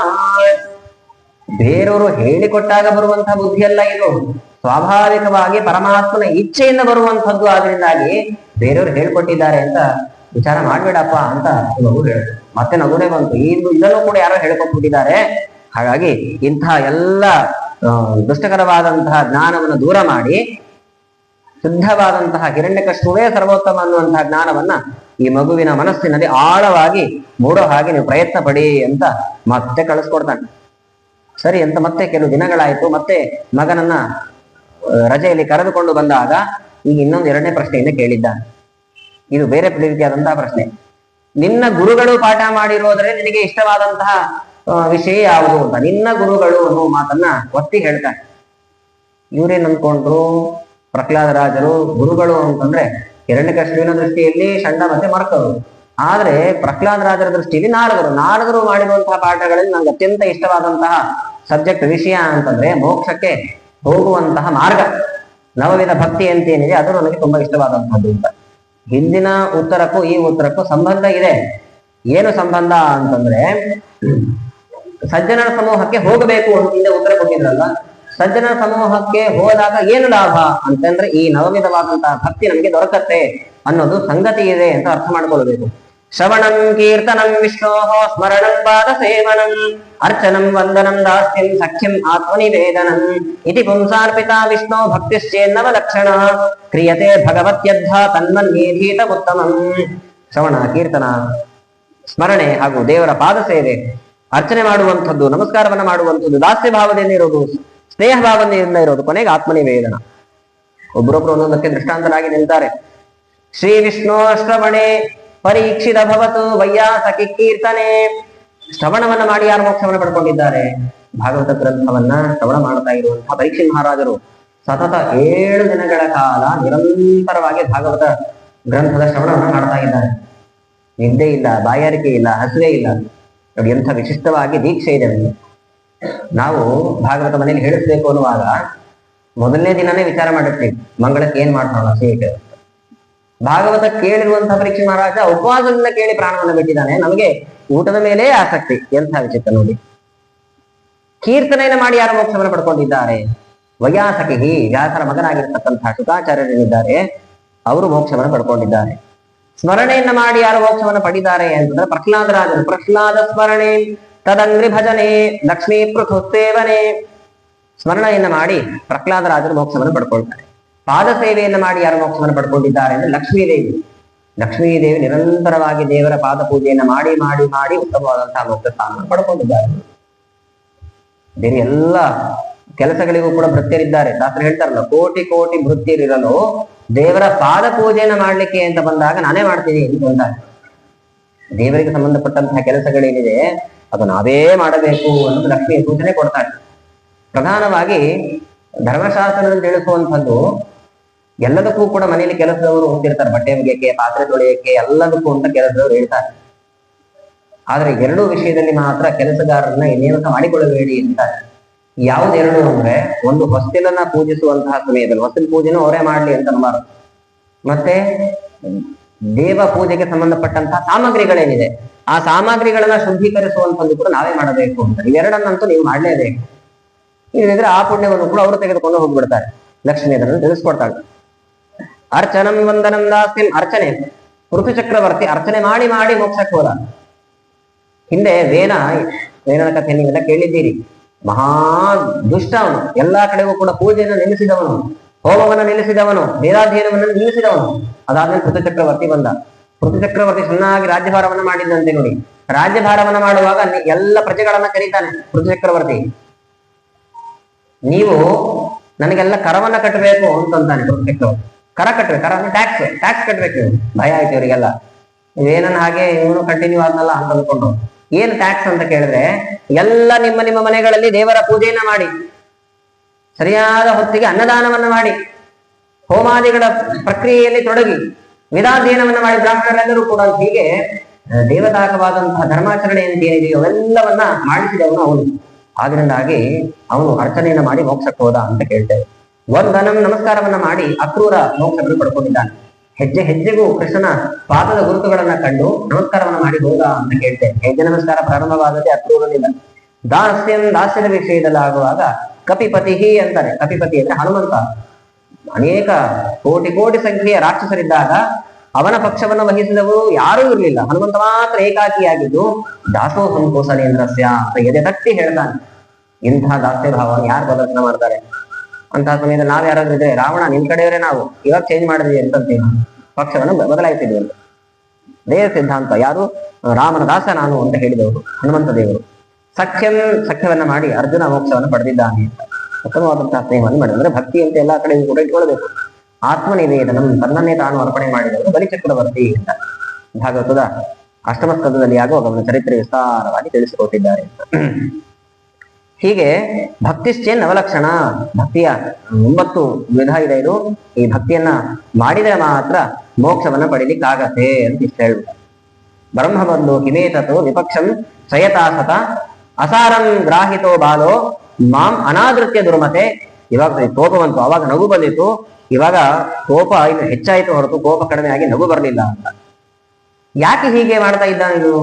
ಯಾರು ಇವನ ತಲೆಯಲ್ಲಿ ಕೆಡಿಸ್ತಾ ಇದ್ದಾರೆ ಅಂತ ಷಂಡ ಮತ್ತೆ ಮರ್ಕರ್ನ ಕರೆಸಿ ಕೇಳಿದ್ರೆ, ಸ್ವಾಭಾವಿಕವಾಗಿ ಇಂತಹ ಬುದ್ಧಿ ಇದೆ ಇವನಿಗೆ ಅಂತ ಹೇಳಿಬಿಟ್ರು ಅವರು. ನೈಸರ್ಗಿಕೀಯಂ ಮತಿರಸ್ಯ ರಾಜನ್, ನಾವ್ ಏನೇ ಪ್ರಯತ್ನ ಪಟ್ಟರು ಕೂಡ ಇವನ ಮನಸ್ಸಿನಲ್ಲಿರುವಂತ ಎಲ್ಲ ವಿಚಾರವನ್ನು ದೂರ ಮಾಡ್ಲಿಕ್ಕೆ ಆಗ್ತಾ ಇಲ್ಲ. ಹಾಗಾಗಿ ಸ್ವಾಭಾವಿಕವಾಗಿರೋದಿದು ಅಂತ ತಿಳಿಯತ್ತೆ ಅಂತ. ಮತಿರ್ನ ಕೃಷ್ಣೇ ಪರತಸ್ವತೋಪಿವಾ ಪುನಃ ಪುನಶ್ಚರ್ವಿತ ಚರ್ವಣಾನ. ಪ್ರಹ್ಲಾದನನ್ನೇ ಕೇಳ್ತಾನೆ ಹಿರಣ್ಯಕೃಷ್ಣ, ನಿನಗೆ ಯಾಕೆ ಇಷ್ಟು ಆಳವಾದಂತಹ ಬುದ್ಧಿ? ವಿಷ್ಣುವೇ ಸರ್ವೋತ್ತಮವಾದಂತಹ ಮಾತುಗಳನ್ನ ಮೇಲಿಂದ ಮೇಲೆ ಆಡ್ತಾ ಇದೆಯಾ? ಅವನಿಗೆ ಸಂಬಂಧಪಟ್ಟಂತ ವಿಚಾರವನ್ನೇ ಹೇಳ್ತಿದೆ, ಇದು ಯಾಕೆ ಹೀಗೆ ಅಂತ ಕೇಳಿದಾಗ, ನಾನು ಯಾವಾಗೂ ಅದೇ ಚರ್ವಿತ ಚರ್ವಣ ಮಾಡ್ತಾ ಇರ್ತೀನಿ, ಅದಕ್ಕೆ ನನಗೆ ಅದೇ ಬರುತ್ತೆ. ಚರ್ವಿತ ಚರ್ವಣ ಅಂದ್ರೆ ಮೇಲಿಂದ ಮೇಲೆ ಅದರ ಚಿಂತನೆ ಮಾಡುವಂಥದ್ದು ಅಂತ. ನೋಡಿ, ವಿದ್ಯೆಯಲ್ಲಿ ಪ್ರಧಾನವಾದಂತಹ ವಿದ್ಯೆ 2 ವಿದ್ಯೆ. ಒಂದು ಆಧ್ಯಾತ್ಮಿಕ ವಿದ್ಯೆ, ಒಂದು ಲೌಕಿಕ ವಿದ್ಯೆ. 2 ಅತ್ಯಂತ ವಿರುದ್ಧವಾಗಿ ಹೋಗುವಂಥದ್ದು. ಯಾವ ವಿದ್ಯೆ ಆದ್ರೇನ್ರಿ ನಡೀತದೆ ಅಂತ ಅನ್ಕೊಳ್ತಾರೆ. ಹಾಗಲ್ಲ, ಆಧ್ಯಾತ್ಮಿಕ ವಿದ್ಯೆಗೂ ಹಾಗೂ ಲೌಕಿಕ ವಿದ್ಯೆಗೂ ಇರುವಂತಹ ವ್ಯತ್ಯಾಸ ಗಮನಿಸಿ. ಚರ್ವಿತ ಚರ್ವಣ ಅಂದ್ರೆ ಅಧ್ಯಯನ ಮಾಡಿದ ಮತ್ತೆ ಮಾಡ್ತಾನೇ ಇದ್ರೆ ಅವ್ರು ಒಳ್ಳೆ ಪಂಡಿತ ಅಂತ ಕರೆದುಕೊಳ್ತಾರೆ. ಸುಧಾ ಗ್ರಂಥವನ್ನ 10 ಬಾರಿ ಅಧ್ಯಯನ ಮಾಡಿದ್ದಾರೆ. ದೊಡ್ಡ ಗರಿಮೆ. ಭಾಗವತವನ್ನ 100 ಬಾರಿ ಶ್ರವಣ ಮಾಡಿದ್ದಾರೆ, ಅಧ್ಯಯನ ಮಾಡಿದ್ದಾರೆ ಅಂತ ಎಂಥ ಗರಿಮೆ. ಇದು ಆಧ್ಯಾತ್ಮಿಕಕ್ಕೆ ಸಂಬಂಧಪಟ್ಟದ್ದು. ಲೌಕಿಕ ವಿದ್ಯೆಯಲ್ಲಿ ಹಿಂಗೆ ಆದ್ರೆ 10 ಬಾರಿ SSLC ಓದಿದ್ದಾನೆ, ಏನಂತ ಆಗತ್ತೆ? ಎಂಥ ದಡ್ಡ ನೀವು ಅಂತ ಅರ್ಥ ಮಾಡಿಕೊಳ್ತಾರೆ ಅಲ್ವಾ? ಭಾಗವತವನ್ನ 10 ಬಾರಿ ಅಧ್ಯಯನ ಮಾಡಿದ್ದಾನೆ ಅಂತಂದ್ರೆ ಹೇಗಿರುತ್ತೆ? SSLC 10 ಬಾರಿ ಅಧ್ಯಯನ ಮಾಡಿದ್ದಾನೆ ಅಂತ ಹಿಂಗೆ ಅರ್ಥ ಆಗುತ್ತೆ. ಚರ್ವಿತ ಚರ್ವಣ ಆಗಬೇಕು, ಅದು ಆಧ್ಯಾತ್ಮಿಕ ವಿದ್ಯೆ. ವ್ಯಯೇ ಕೃತೆ ವರ್ಧತ ಏವ ನಿತ್ಯಂ. ಎಷ್ಟು ಖರ್ಚು ಮಾಡ್ತೇವೆ, ಎಷ್ಟು ಖರ್ಚು ಮಾಡುವುದು ಅಂತಂದ್ರೆ ಅನೇಕ ಜನರಿಗೆ ಅದರ ಬಗ್ಗೆ ತಿಳಿಸುವಂಥದ್ದು, ಏನಿಂದ ಮೇಲೆ ಅದರ ಅಧ್ಯಯನವನ್ನ ಮಾಡುವಂಥದ್ದು ಮಾಡ್ತಾ ಇದ್ರೆ ನಿತ್ಯಂ ವರ್ಧತೆ, ಅದು ಹೆಚ್ಚು ಹೆಚ್ಚು ಬೆಳೆಯತ್ತೆ ಹೊರತು ಅದು ಕ್ಷೀಣಿಸೋದಿಲ್ಲ. ನಾನು ಯಾವಾಗ್ಲೂ ಕೂಡ ಇದರ ವಿಚಾರವನ್ನ ಮಾಡ್ತೀನಿ, ಅದಕ್ಕಾಗಿ ನನಗೆ ಹೀಗೆ ಅಂತ. ಈ ಬುದ್ಧಿ ನನಗೆ ಯಾಕೆ ಬಂದಿಲ್ಲ ಅಂತ ಕೇಳಿದಾಗ ರಾಜರು ಕೊಡುವಂತಹ ಉತ್ತರ, ಪ್ರಹ್ಲಾದರಾಜರು ವಿನಾ ಮಹತ್ ಪಾದರಜೋಭಿಷೇಕ, ಮಹಾತ್ಮರ ಪಾದದ ಧೂಳನ್ನ ನಾನು ಶಿರಸ್ಸಿನಲ್ಲಿ ಧಾರಣೆ ಮಾಡ್ತೀನಿ, ಅದಕ್ಕೆ ನನಗೆ ಇಂತಹ ಬುದ್ಧಿ ಇದೆ. ನೀನು ಅದನ್ನು ಯಾವತ್ತೂ ಕೂಡ ಮಾಡ್ಲಿಲ್ಲ, ಅದಕ್ಕೆ ನಿನಗೆ ಇಂತಹ ಜ್ಞಾನ ಇಲ್ಲ. ಪ್ರಹ್ಲಾದರಾಜರು ಹೇಳ್ತಾರೆ, ಪ್ರಹ್ಲಾದರಾಜರು ಮುಂದೆ ರಾಯರಾಗ ಅವತಾರ ಮಾಡಿದ್ದಾರೆ. ರಾಯರ ಮೃತ್ತಿಕೆಯನ್ನು ನಾವು ಧಾರಣೆ ಮಾಡಿದ್ರೆ ಸಾಕು, ಎಲ್ಲ ಕಷ್ಟಗಳಿಂದ ನಾವು ದೂರರಾಗ್ತೇವೆ. ಅಂತಹ ರಾಯರು ತಮ್ಮ ಪೂರ್ವ ಜನ್ಮದಲ್ಲಿ ಪ್ರಹ್ಲಾದರಾಜರಾಗಿದ್ದಂತಹ ಸಮಯದಲ್ಲಿ ಮಹಾತ್ಮರ ಪಾದದ ಧೂಳಿಗೆ ಎಷ್ಟು ಶಕ್ತಿ ಇದೆ ಎನ್ನುವಂತ ಎಲ್ಲ ವಿಚಾರವನ್ನ ತಿಳಿಸಿದ್ರು ಅಂತ. ಕೋಪ ಬಂದು, ಯಾರಿದ್ದೀರಿ ವೃತ್ತಿಯವರು, ಇವರನ್ನ ಸಂಹಾರ ಮಾಡಿಬಿಡಿ ಅಂತ ಆದೇಶವನ್ನ ಮಾಡ್ದ. ಅವರು ವಿಚಿತ್ರವಾಗಿ ಧ್ವನಿ ಮಾಡ್ತಾ ಬಂದಂತ ಅವರ ಧ್ವನಿ ಹೆಂಗಿತ್ತು ನೋಡಿ, ಚಿಂದಿ ಭಿಂದಿ ಇತಿ ವಾಲಿನ, ಚಿಂದಿ ಭಿಂದಿ ಚಿಂದಿ ಭಿಂದಿ ಅನ್ಕೊಂಡು ಬಂದಂತೆ. ಎಷ್ಟು ವಿಚಿತ್ರ ಆಗಿತ್ತು. ಏನ್ ಚಿಂದಿ ಭಿಂದಿ ಅಂದ್ರೆ ಹೊಡಿರಿ ಬಡಿರಿ ಸಾಯ್ತ್ರಿ, ಕತ್ತರಿಸ್ರಿ ತುಂಡರಿಸ್ರಿ, ಹಿಂಗೆ ಹೇಳ್ಕೊಂಡೇ ಬಂದಂತೆ, ಆ ಮಗುವನ್ನು ಕೊಲ್ರಿ ಅಂತ. ಹೀಗೆ ಅನೇಕ ಪ್ರಯತ್ನ ಪಟ್ಟರು. ಆ ಪ್ರಯತ್ನಗಳಲ್ಲಿ ಅನೇಕ ಬಾರಿ ಕೇಳಿದ್ದೀರಿ. ವಿಷ ಉಣಿಸೋದು, ಕಾದ ಹಂಚಿನ ಮೇಲೆ ಮಲಗಿಸಿದ್ದಾರೆ ಅಂತ ಹೇಳಿ ಭಾಗವತ ನಿರೂಪಣೆ ಮಾಡುತ್ತಿದ್ದ ನಾವು. ಚಲನಚಿತ್ರವೂ ಕೂಡ ಬಂದಿದೆ, ಇದರ ದಾಖಲೆ ಮಾಡಲಿಲ್ಲ ಇಲ್ಲೂ ಕೂಡ. ಕಾದ ಕಬ್ಬಿಣದ ಅಥವಾ ಕಾದ ಹಂಚಿನ ಮೇಲೆ ಮಲಗಿಸಿದ್ದಾರೆ, ಶೂಲಕ್ಕೆ ಏರಿಸಿದ್ದಾರೆ, ವಿಷವನ್ನ ಕೊಟ್ಟಿದ್ದಾರೆ, ಅನೇಕ ಸರ್ಪಗಳಿಂದ ಕಚ್ಚಿಸಿದ್ದಾರೆ, ಉಪವಾಸದಿಂದ ಕೂಡಿಸಿದ್ದಾರಂತೆ ನೋಡಿ. ಮೊದಲನೇ ದಿನ ಉಪವಾಸಕ್ಕೆ ಕೂಡಿಸಿದ್ದಾರೆ, ಏಕಾದಶಿ ಇರಬಹುದು ಅಂತ ಸಂತೋಷ ಪಟ್ರಂತೆ. ಎರಡನೇ ದಿನ ಉಪವಾಸ ಪ್ರಾರಂಭವಾಯಿತು, ಶ್ರವಣ ಉಪವಾಸ ಬಂದಿರ್ಬೋದು ಅಂತ ಅನ್ಕೊಂಡ್ರಂತೆ ಪ್ರಹ್ಲಾದರಾಜರು. ಮೂರನೇ ದಿನನೂ ಉಪವಾಸ, ದಿನತ್ರಯ ವ್ರತ ಅಂತ ಚಿಂತನೆ ಮಾಡಿದ್ರಂತೆ. 5 ದಿನ ಉಪವಾಸ, ಭೀಷ್ಮ ಪಂಚಕ ಇರ್ಬೋದು ಅಂತ ಅಂದ್ಕೊಂಡ್ರಂತೆ. ಹೀಗೆ ಉಪವಾಸದಲ್ಲೂ ಕೂಡ ದೇವರ ಚಿಂತನೆಯನ್ನ ಮಾಡ್ಲಿಕ್ಕೆ ಪ್ರಾರಂಭ ಮಾಡಿದ್ರು ಹೊರತು ದೇವರ ವಿಸ್ಮರಣೆ ಎನ್ನುವಂಥದ್ದು ಯಾವತ್ತೂ ಕೂಡ ಆಗಲಿಲ್ಲ. ಅದಕ್ಕೆ ಸ್ಮರಣೆಗೆ ಪ್ರಹ್ಲಾದರಾಜರು ದೃಷ್ಟಾಂತವಾಗಿ ನಿಂತಿದ್ದಾರೆ. ಎಷ್ಟೇ ಪ್ರಯತ್ನ ಪಟ್ಟರೂ ಕೂಡ ಈ ಪ್ರಾಣ ಕಳ್ಕೊಳ್ಳದೆ ಇರೋದ್ರಿಂದಾಗಿ ಇವನಿಗಂತೂ ತುಂಬಾ ಉದ್ವೇಗ, ಇವನು ಹೇಗಾದ್ರೂ ಮಾಡಿ ಸಾಯಿಸ್ಬೇಕು ಅಂತ. ಒಂದ್ಸರ್ತಿ ಅನಿಸ್ತಂತೆ ಹಿರಣ್ಯಕಶಿಪುವಿಗೆ, ಮೃತ್ಯುರ್ಮೇ ಭವಿತಾ ನವ, ನನಗೆ ಮೃತ್ಯು ಬಂದ್ಬಿಡುತ್ತೋ ಏನೋ ಇವನನ್ನ ಕೊಲ್ಲೋ ಪ್ರಯತ್ನದಲ್ಲಿ ಅಂತ ಅಂದುಕೊಳ್ಳೋದಾಗಿ. ಎಷ್ಟೇ ಪ್ರಯತ್ನ ಪಟ್ಟರು ಕೂಡ ಇವನು ಪ್ರಾಣ ಕಳ್ಕೊಳ್ಳದೆ ಇರೋದ್ರಿಂದಾಗಿ ಏನ್ ಮಾಡ್ಬೇಕು ಇವನನ್ನ ಅಂತ ತುಂಬಾ ವಿಚಾರ ಮಾಡುವಾಗ ಚಂಡಾಮರುತರು ಮತ್ತೆ ಬಂದು ಹೇಳ್ತಾರೆ, ನೀನೇನ್ ಚಿಂತೆ ಪಡಬೇಡ, ನಮ್ಮ ತಂದೆ ಶುಕ್ರಾಚಾರ್ಯರ ಮಕ್ಕಳು ಇವರಿಬ್ರು ಕೂಡ, ಶುಕ್ರಾಚಾರ್ಯ ಒಂದು ಉಪದೇಶ ಕೊಟ್ಟಾಗ ಸರಿ ಹೋಗ್ತಾನೆ ಅಂತ ಸ್ವಲ್ಪ ಸಮಾಧಾನ ಆಯ್ತು. ಆಯ್ತು, ಅದಾದ್ರೂ ಒಂದು ಪ್ರಯತ್ನ ಆಗಲಿ ಅಂತ ಸರಿ ಅಂತ ಮತ್ತೆ ಗುರುಕುಲ ಕರ್ಕೊಂಡು ಹೋಗಿ ಅದೇ ಪಾಠ, ಧರ್ಮದ ಬಗ್ಗೆ ಹೇಳೋದಿಲ್ಲ, ಅರ್ಥ ಕಾಮ ಇವುಗಳ ಮಾತ್ರ ಶ್ರೇಷ್ಠ ಅನ್ನುವಂಥ ಮಾತುಗಳನ್ನಾಡಿ ಹೊರಟು ಹೋದ್ರು. ಅದಾದ ಮೇಲೆ ಅನೇಕ ದೈತ್ಯ ಬಾಲಕರು ಆಟ ಆಡ್ತಾ ಇದ್ದಾರೆ. ದೈತ್ಯ ಬಾಲಕರು ಆಟ ಆಡ್ತಾ ಇರೋದನ್ನ ಗಮನಿಸಿ ಪ್ರಹ್ಲಾದರಾಜರು ಅವರ ಬಳಿ ಹೋಗ್ತಾರೆ. ನೋಡಿ, ಪ್ರಹ್ಲಾದರಾಜರ ಉಪದೇಶ ಇದು. ವಯಸ್ಯಾನ್ ಪಶ್ಯತ ಮೃತಾನ್ ಕ್ರೀಡಾಂಧ ಮಾ ಪ್ರಮಾದ್ಯತ ನ ಪುರಾ ವಿವಶಂಬಾಲ ಆತ್ಮನ್ವರ್ಥೆ ಪ್ರಿಯೇಷಿಣಃ ಗುರುಕ್ತಮಪಿ ನಗ್ರಾಹ್ಯಂ. ಹೇಳ್ತಾರೆ, ಬರೀ ಆಟ ಆಡ್ತಾ ನಿಮ್ಮ ವಯಸ್ಸನ್ನ ಹಾಳು ಮಾಡ್ಕೊಳ್ತಾ ಇದ್ದೀರಿ. ಯಾರು ಪರಮಾತ್ಮನ ವಿರುದ್ಧವಾಗಿ ಉಪದೇಶಗಳನ್ನು ಕೊಡ್ತಾರೆ ಅಂಥವರ ಮಾತು ಗುರುಗಳ ಮಾತೇ ಆಗಿದ್ರು ಕೂಡ ನಗ್ರಾಹ್ಯಂ, ಅದನ್ನು ಸ್ವೀಕಾರ ಮಾಡಬಾರದು ಅಂತ.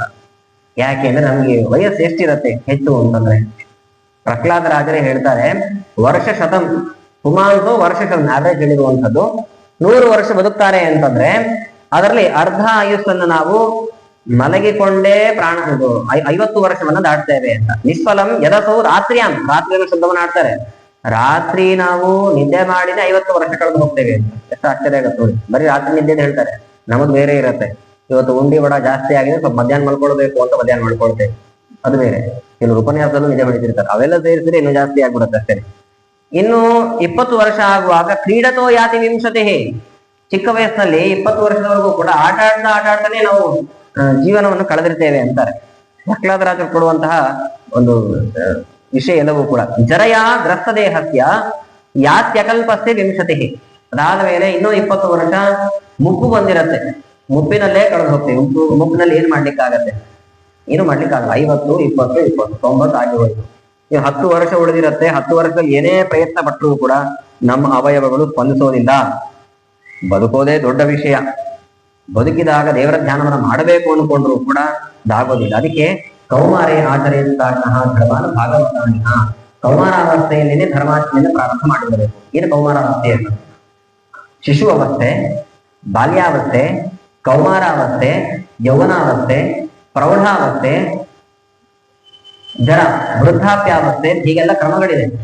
ಕೌಮಾರಾವಸ್ಥೆಯಿಂದಲೇನೆ ದೇವರ ಬಗ್ಗೆ ಚೆನ್ನಾಗಿ ತಿಳಿಲಿಕ್ಕೆ ಪ್ರಯತ್ನ ಪಡಬೇಕು. ಕೌಮಾರಾವಸ್ಥೆ ಅಂದ್ರೆ ಯಾವುದು ಅಂತಂದ್ರೆ ಪುರಾಣಗಳ ಅಭಿಪ್ರಾಯದಲ್ಲಿ 12ನೇ ವಯಸ್ಸಿನಿಂದ ಪ್ರಾರಂಭವಾಗುತ್ತದೆ. 12ನೇ ವಯಸ್ಸು ಅಲ್ಲಿ ಬರುವ ತಿಳುವಳಿಕೆ ಇರೋದಿಲ್ಲ ದೇವರ ಬಗ್ಗೆ ಹೇಳಿದ್ರು ಕೂಡ ಅದು 12ನೇ ವಯಸ್ಸಿನಿಂದ ತಿಳುವಳಿಕೆ ಚೆನ್ನಾಗಿರುತ್ತೆ. ಹಾಗಾಗಿ ಅಲ್ಲಿಂದ ಪ್ರಾರಂಭ ಮಾಡಿ, ಇನ್ನೂ ಬೇಗ ಆದ್ರೆ ಇನ್ನೂ ಒಳ್ಳೆಯದು ಅಂತಾರೆ. ಅಂದ್ರೆ ಕೌಮಾರಾವಸ್ಥೆಯಲ್ಲಂತೂ ಪ್ರಾರಂಭ ಮಾಡಲೇಬೇಕು ಅನ್ನೋ ಅಭಿಪ್ರಾಯದಲ್ಲಿ ತಿಳಿಸುವಂಥದ್ದು. ಹಾಗೆ ಮಾಡ್ಲಿಲ್ಲ ಅಂತಂದ್ರೆ ಜೀವನವೆಲ್ಲವೂ ಕೂಡ ವ್ಯರ್ಥವಾಗಿ ಹೋಗುತ್ತೆ. ಅದಕ್ಕೆ ಅವಕಾಶವನ್ನ ಮಾಡಿಕೊಡಬಾರದು. ಕೋನ್ವರ್ಥ ತೃಷ್ಣಾ ವಿಸೃಜೇತ್ ಪ್ರಾಣೇಭ್ಯೋ ವಿಗರೀಯತೆ ಯಕ್ರೀಣಾತ್ಯಸಭಿಪ್ರೇಷ್ಟೈ ತಸ್ಕರ ಸೇವಕೋ ವಣಿಕು. ಕೆಲವರು ಭಕ್ತಿಯನ್ನ ಮಾಡ್ತಾ ಇರ್ತಾರೆ. ಎಂತ ಭಕ್ತಿ ಮಾಡ್ತಾರೆ ಅಂತಂದ್ರೆ ದೇವರಲ್ಲಿ ವಿಶಿಷ್ಟವಾದಂತಹ ಪ್ರದಕ್ಷಿಣೆ ನಮಸ್ಕಾರಾದಿಗಳನ್ನ ಮಾಡುವಂಥದ್ದು, ಅವನ ಹೆಸರಿನಲ್ಲಿ ಅನ್ನದಾನವನ್ನ ಮಾಡುವಂಥದ್ದು, ಅನೇಕ ಸೇವೆಗಳನ್ನ ಮಾಡ್ತಾ ಇರ್ತಾರೆ. ಯಾಕೆ ಮಾಡ್ತಾ ಇದೀರಿ ಅಂತ ಕೇಳಿದ್ರೆ ಇನ್ನೊಂದೇನೋ ಕಾರಣ ಕೊಡ್ತಾರೆ. ನನಗೊಂದು ಪ್ರಮೋಷನ್ ಬರಬೇಕಿತ್ತು, ಅದಕ್ಕೋಸ್ಕರ ಮಾಡ್ತಾ ಇದ್ದೀನಿ. ನನಗೆ ಉತ್ತಮವಾದಂತಹ ಒಂದು ಸಂಪತ್ತು ದೊರಕಬೇಕಿತ್ತು, ಅದಕ್ಕೋಸ್ಕರವಾಗಿ ಮಾಡ್ತಾ ಇದ್ದೀನಿ. ಹೀಗೆಲ್ಲ ಸೇವೆಯನ್ನ ಮಾಡುವವರು ಏನಿದ್ದಾರೆ ಅವರು ನಿಜವಾದಂತಹ ಭಕ್ತರಲ್ಲ. ನಸಭೃತ್ಯ ಸವೈ ವಣಿಕ್. ವಣಿಕ್ ಅಂದ್ರೆ ವ್ಯಾಪಾರಿ. ಕಿರಾಣಿ ಅಂಗಡಿಗೆ ಹೋಗಿ ದುಡ್ಡು ಕೊಡ್ತಾನೆ, ಪದಾರ್ಥವನ್ನ ಖರೀದಿ ಮಾಡ್ಕೊಂಡು ಬರ್ತಾನೆ. ದೇವರಿಗೆ ಸೇವೆಯನ್ನ ಮಾಡಿದಾನೆ, ಅವನಿಂದ ಇನ್ನೊಂದನ್ನ ಅಪೇಕ್ಷೆ ಪಡ್ತಾ ಇದ್ದಾನೆ. ಇದು ಯಾವ ಭಕ್ತಿ ಅಂತ ಆಗತ್ತೆ? ಭಕ್ತಿ ಅಲ್ಲ ಇದು ಅಂತ. ಸಂಸಾರಾವಸ್ಥೆಯನ್ನು ಹೊರಗಡೆ ಬರುವುದೇನಿದೆ ಇದು ಅತ್ಯಂತ ಕಷ್ಟಕರವಾಗಿರುವಂಥದ್ದು ಅಂತ ಆ ವಿಷಯವನ್ನು ಕೂಡ ಪ್ರಹ್ಲಾದ ರಾಜ ಪ್ರತಿಪಾದನೆ ಮಾಡ್ತಾನೆ. ಕೋ ಗೃಹೇಶು ಪುಮಾಂಸಕ್ತಃ ಆತ್ಮಾನಂ ಅಜಿತೇಂದ್ರಿಯ. ಸಂಸಾರಾವಸ್ಥೆಯಿಂದ ಹೊರಗಡೆ ಬರುವಂತಹ ಪ್ರಯತ್ನವನ್ನ ಯಾರು ಮಾಡ್ತಾರೆ? ಯಾರೂ ಕೂಡ ಮಾಡೋದಿಲ್ಲ. ಅದು ಹೊರಗಡೆ ಬರುವಂಥದ್ದು ಕೂಡ ಅತ್ಯಂತ ಕ್ಲಿಷ್ಟಕರವಾಗಿರುವಂಥದ್ದು ಅಂತಾರೆ. ಅತ್ಯಂತ ಕ್ಲಿಷ್ಟಕರವಾಗಿರುವಂಥದ್ದು. ಏನ್ ಮಾಡ್ತಾನೆ ದೇವರು ಅಂತಂದ್ರೆ ಸಂಸಾರಾವಸ್ಥೆಯಲ್ಲಿರುವವರಿಗೆ ಒಂದೋ ಧನದ ಮೇಲಿನ ವ್ಯಾಮೋಹವನ್ನು ಉಂಟು ಮಾಡ್ತಿರ್ತಾನೆ, ಅಥವಾ ಮಕ್ಕಳು, ಮಡದಿಯರು, ಗಂಡ ಇವರ ಮೇಲೆ ಹೆಚ್ಚು ಅಭಿಮಾನ ಬರುವ ಹಾಗೆ ಒಂದು ಮಾಯೆಯನ್ನು ಹಾಕಿ ಬಿಟ್ಟಿರ್ತಾನೆ. ಇದರಿಂದ ಹೊರಗಡೆ ಬರುವಂಥದ್ದು ಅತ್ಯಂತ ಕಠಿಣವಾಗಿರುವಂಥದ್ದು. ಹಾಗಾಗಿ ಪ್ರತಿಯೊಂದು ಕ್ಷಣದಲ್ಲೂ ಕೂಡ ತುಂಬಾ ಎಚ್ಚರದಿಂದ ಇರಬೇಕು ಅಂತ. ಎಚ್ಚರವನ್ನ ನಾವು ತಪ್ಪಿದ್ವಿ ಅಂತ ಆದ್ರೆ ಇದರಿಂದ ಹೊರಗಡೆ ಬರುವಂಥದ್ದು ಬಹಳ ಕಷ್ಟ. ಆತ್ಮವತ್ಸರ್ವ ಭೂತಾನಾಂ ಸಿದ್ಧತ್ವಾದಿಹ ಸರ್ವತಃ ಪ್ರತ್ಯಗಾತ್ಮಸ್ವರೂಪೇಣ ಕಾಲರೂಪೇಣ ಚ ಸ್ವಯಂ. ಹಾಗಾಗಿ ಪರಮಾತ್ಮ ಕಾಲ ಸ್ವರೂಪದಿಂದಾಗಿ ಹಾಗೂ ವ್ಯಾಪ್ಯ ಸ್ವರೂಪದಿಂದಾಗಿ ಇದ್ದಾನೆ ಅಂತ ತಿಳಿಬೇಕು ಅಂತಾರೆ. ಈ ಎರಡು ವಿಚಾರವನ್ನ ತಿಳಿಸಿಕೊಡ್ತಾರೆ. ಕಾಲ ಸ್ವರೂಪದಿಂದಾಗಿದ್ದಾನೆ ಅಂತಂದ್ರೆ ಸರ್ವತ್ರ ವ್ಯಾಪ್ತನಾಗಿದ್ದಾನೆ ಅಂತ ತಿಳಿಬೇಕು. ಜೊತೆಗೆ ವ್ಯಾಪ್ತನಾಗಿದ್ದಾನೆ ಅಂತಂದ್ರೆ ಪ್ರತಿಯೊಬ್ಬರ ಶರೀರದಲ್ಲಿಯೂ ಕೂಡ ಎಲ್ಲ ಅವಯವಗಳಲ್ಲಿ ನೆಲೆಸಿದ್ದಾನೆ, ವ್ಯಾಪ್ತಿಯನ್ನು ಹೊಂದಿದ್ದಾನೆ ಅಂತ ಹೀಗೆಲ್ಲ ಚಿಂತನೆ ಮಾಡ್ತಾ ಹೋದಂತೆ ದೇವರ ಅನುಗ್ರಹ ಆಗತ್ತೆ ಅಂತ. ದೈತ್ಯ ಬಾಲಕರು ಕೇಳ್ತಾರೆ, ನಮ್ಮೆಲ್ಲರಿಗೂ ಕೂಡ ಗುರುಗಳು ಈ ಚಂಡ ಮತ್ತು ಮರಕರೇನೆ, ನಿನಗೂ ಕೂಡ ಅವರೇ ಗುರುಗಳು, ನಮಗೆ ತಿಳಿದೇ ಇರುವಂತಹ ಇಷ್ಟೆಲ್ಲ ವಿಚಾರಗಳು ನಿನಗೆ ಹಿಂಗೆ ತಿಳಿತು ಅಂತಂದ್ರೆ ಪ್ರಹ್ಲಾದ ರಾಜರು ಹೇಳ್ತಾರೆ, ಇವರು ನನ್ನ ಗುರುಗಳೇ ಅಲ್ಲ, ನನ್ನ ನಿಜವಾದಂತಹ ಗುರು ಯಾರು ಅಂತ ನಾರದ ಮಹರ್ಷಿಗಳು ಅಂತ ಆ ಒಂದು ಪ್ರಸಂಗವನ್ನು ನಿರೂಪಣೆ ಮಾಡ್ತಾರೆ.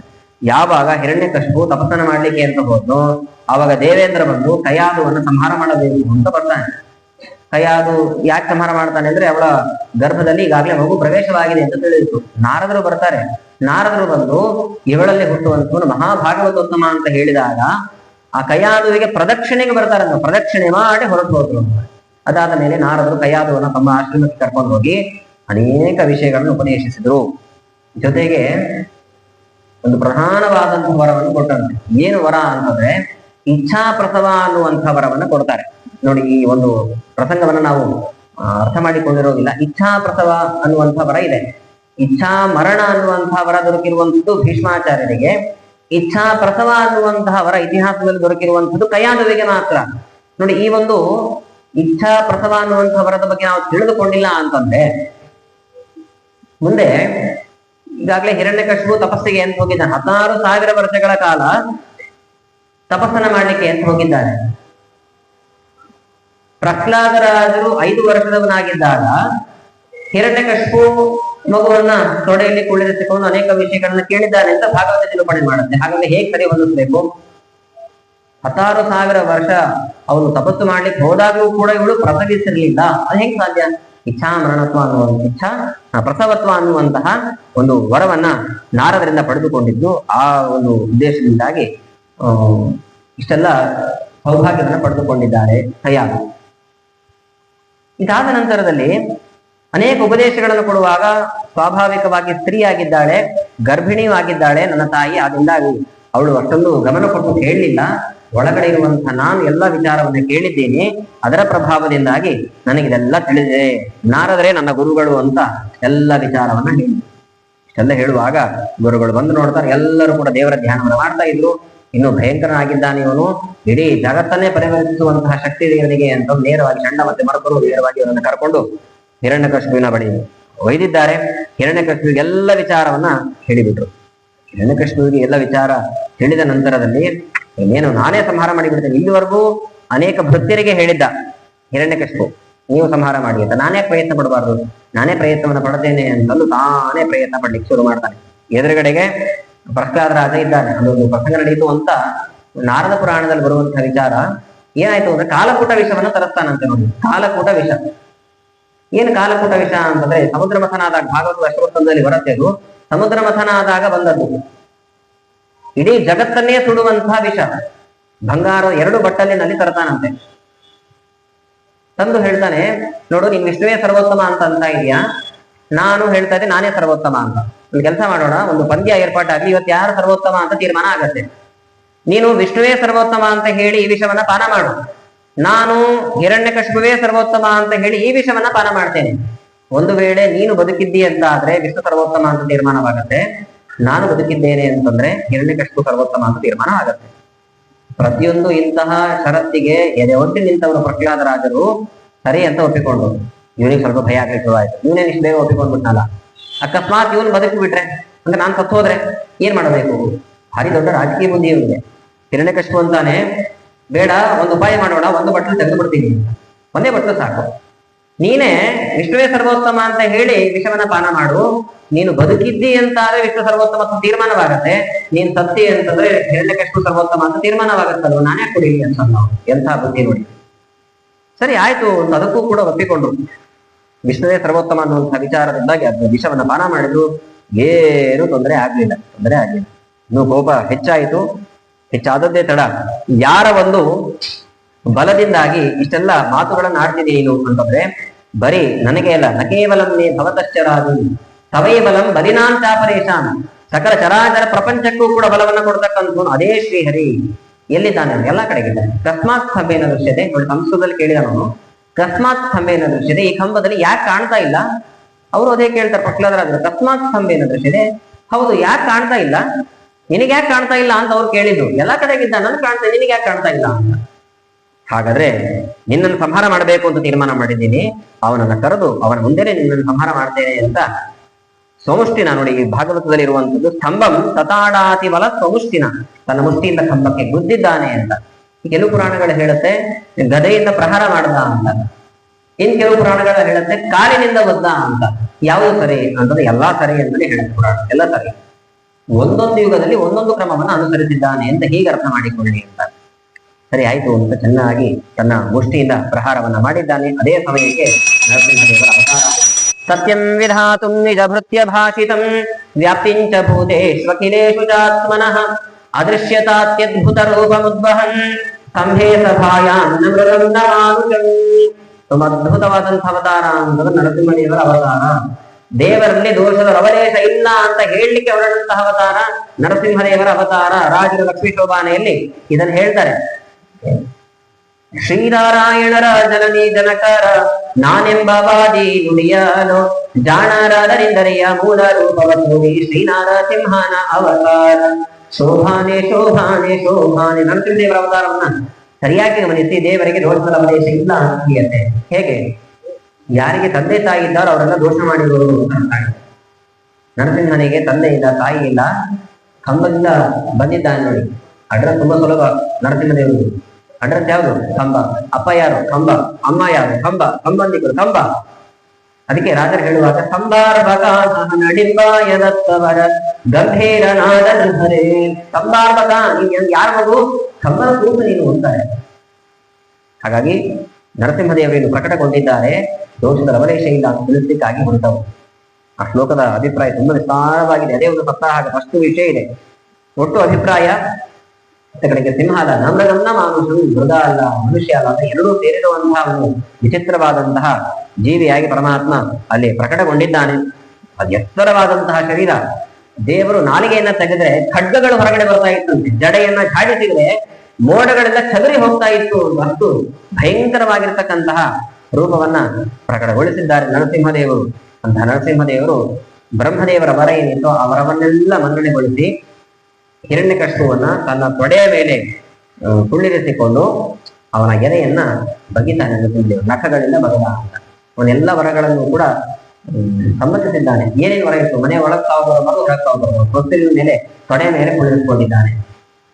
ಆಕಾಶದಲ್ಲಿ ಎಲ್ಲ ಭೂಮಿ ಮೇಲೆ, ತೊಡೆ ಮೇಲೆ ಅಲ್ವಾ, ಅದು ಎರಡೂ ಅಲ್ಲ ಅಂತ ಆಯ್ತು. ಬೆಳಗ್ಗೆ ಅಲ್ಲ ರಾತ್ರಿ ಅಲ್ಲ, ಸಾಯಂಕಾಲದಲ್ಲಿ ಸಂಹಾರ ಮಾಡ್ತಾ ಇದ್ದಾನೆ. ಮತ್ತೆ ಯಾವ ಪ್ರಾಣಿ ಪಕ್ಷಿಗಳಿಂದ ಸಾವು ಬರಬಾರದು, ಬ್ರಹ್ಮದೇವರಿಂದ ಸೃಷ್ಟಿಯಾದದ್ದು, ಬ್ರಹ್ಮದೇವರನ್ನೇ ನಾನು ಸೃಷ್ಟಿ ಮಾಡಿದ್ದೀನಿ ಅಂತ ದೇವರು. ಯಾವ ಆಯುಧಗಳಿಂದಲೂ ಸಾವು ಬರಬಾರದು, ನಖಗಳಿಂದ ಸಂಹಾರ ಮಾಡ್ತಾರೆ ದೇವರು. ಆ ನಖಗಳನ್ನೇ ಸ್ತೋತ್ರ ಮಾಡ್ತಾರೆ ಆಚಾರ್ಯ ಮಧ್ವರು.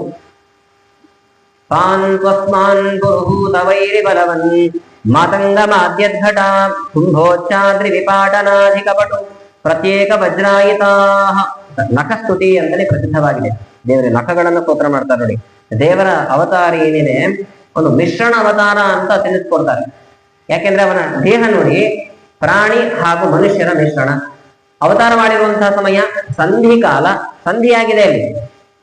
ನರಸಿಂಹದೇವರ ಬೀಜಾಕ್ಷರ ಮಂತ್ರ ಯಾವುದು ಅಂತಂದ್ರೆ ಕ್ಷ ಅಂತ ಹೇಳ್ತಾರೆ. ನಾವು ಮಾತೃಕಾನ್ಯಾಸ ಅಂತ ದೇವರ ಪೂಜೆಯನ್ನು ಮಾಡುವಾಗ, ದೊಡ್ಡ ದೊಡ್ಡ ಪ್ರತಿಮೆಗಳನ್ನು ಪೂಜೆ ಮಾಡುವಾಗ ಮಾತೃಕಾ ಪೂಜೆ ಮಾಡಿ ಹೇಳ್ತಾರೆ. ಕ್ಷಮ್ ಅಂತ ಕೊನೆಯ ಅಕ್ಷರ ಏನಿದೆ ಅದು ನರಸಿಂಹದೇವರನ್ನು ತಿಳಿಸಿಕೊಡತ್ತೆ ಅಂತ.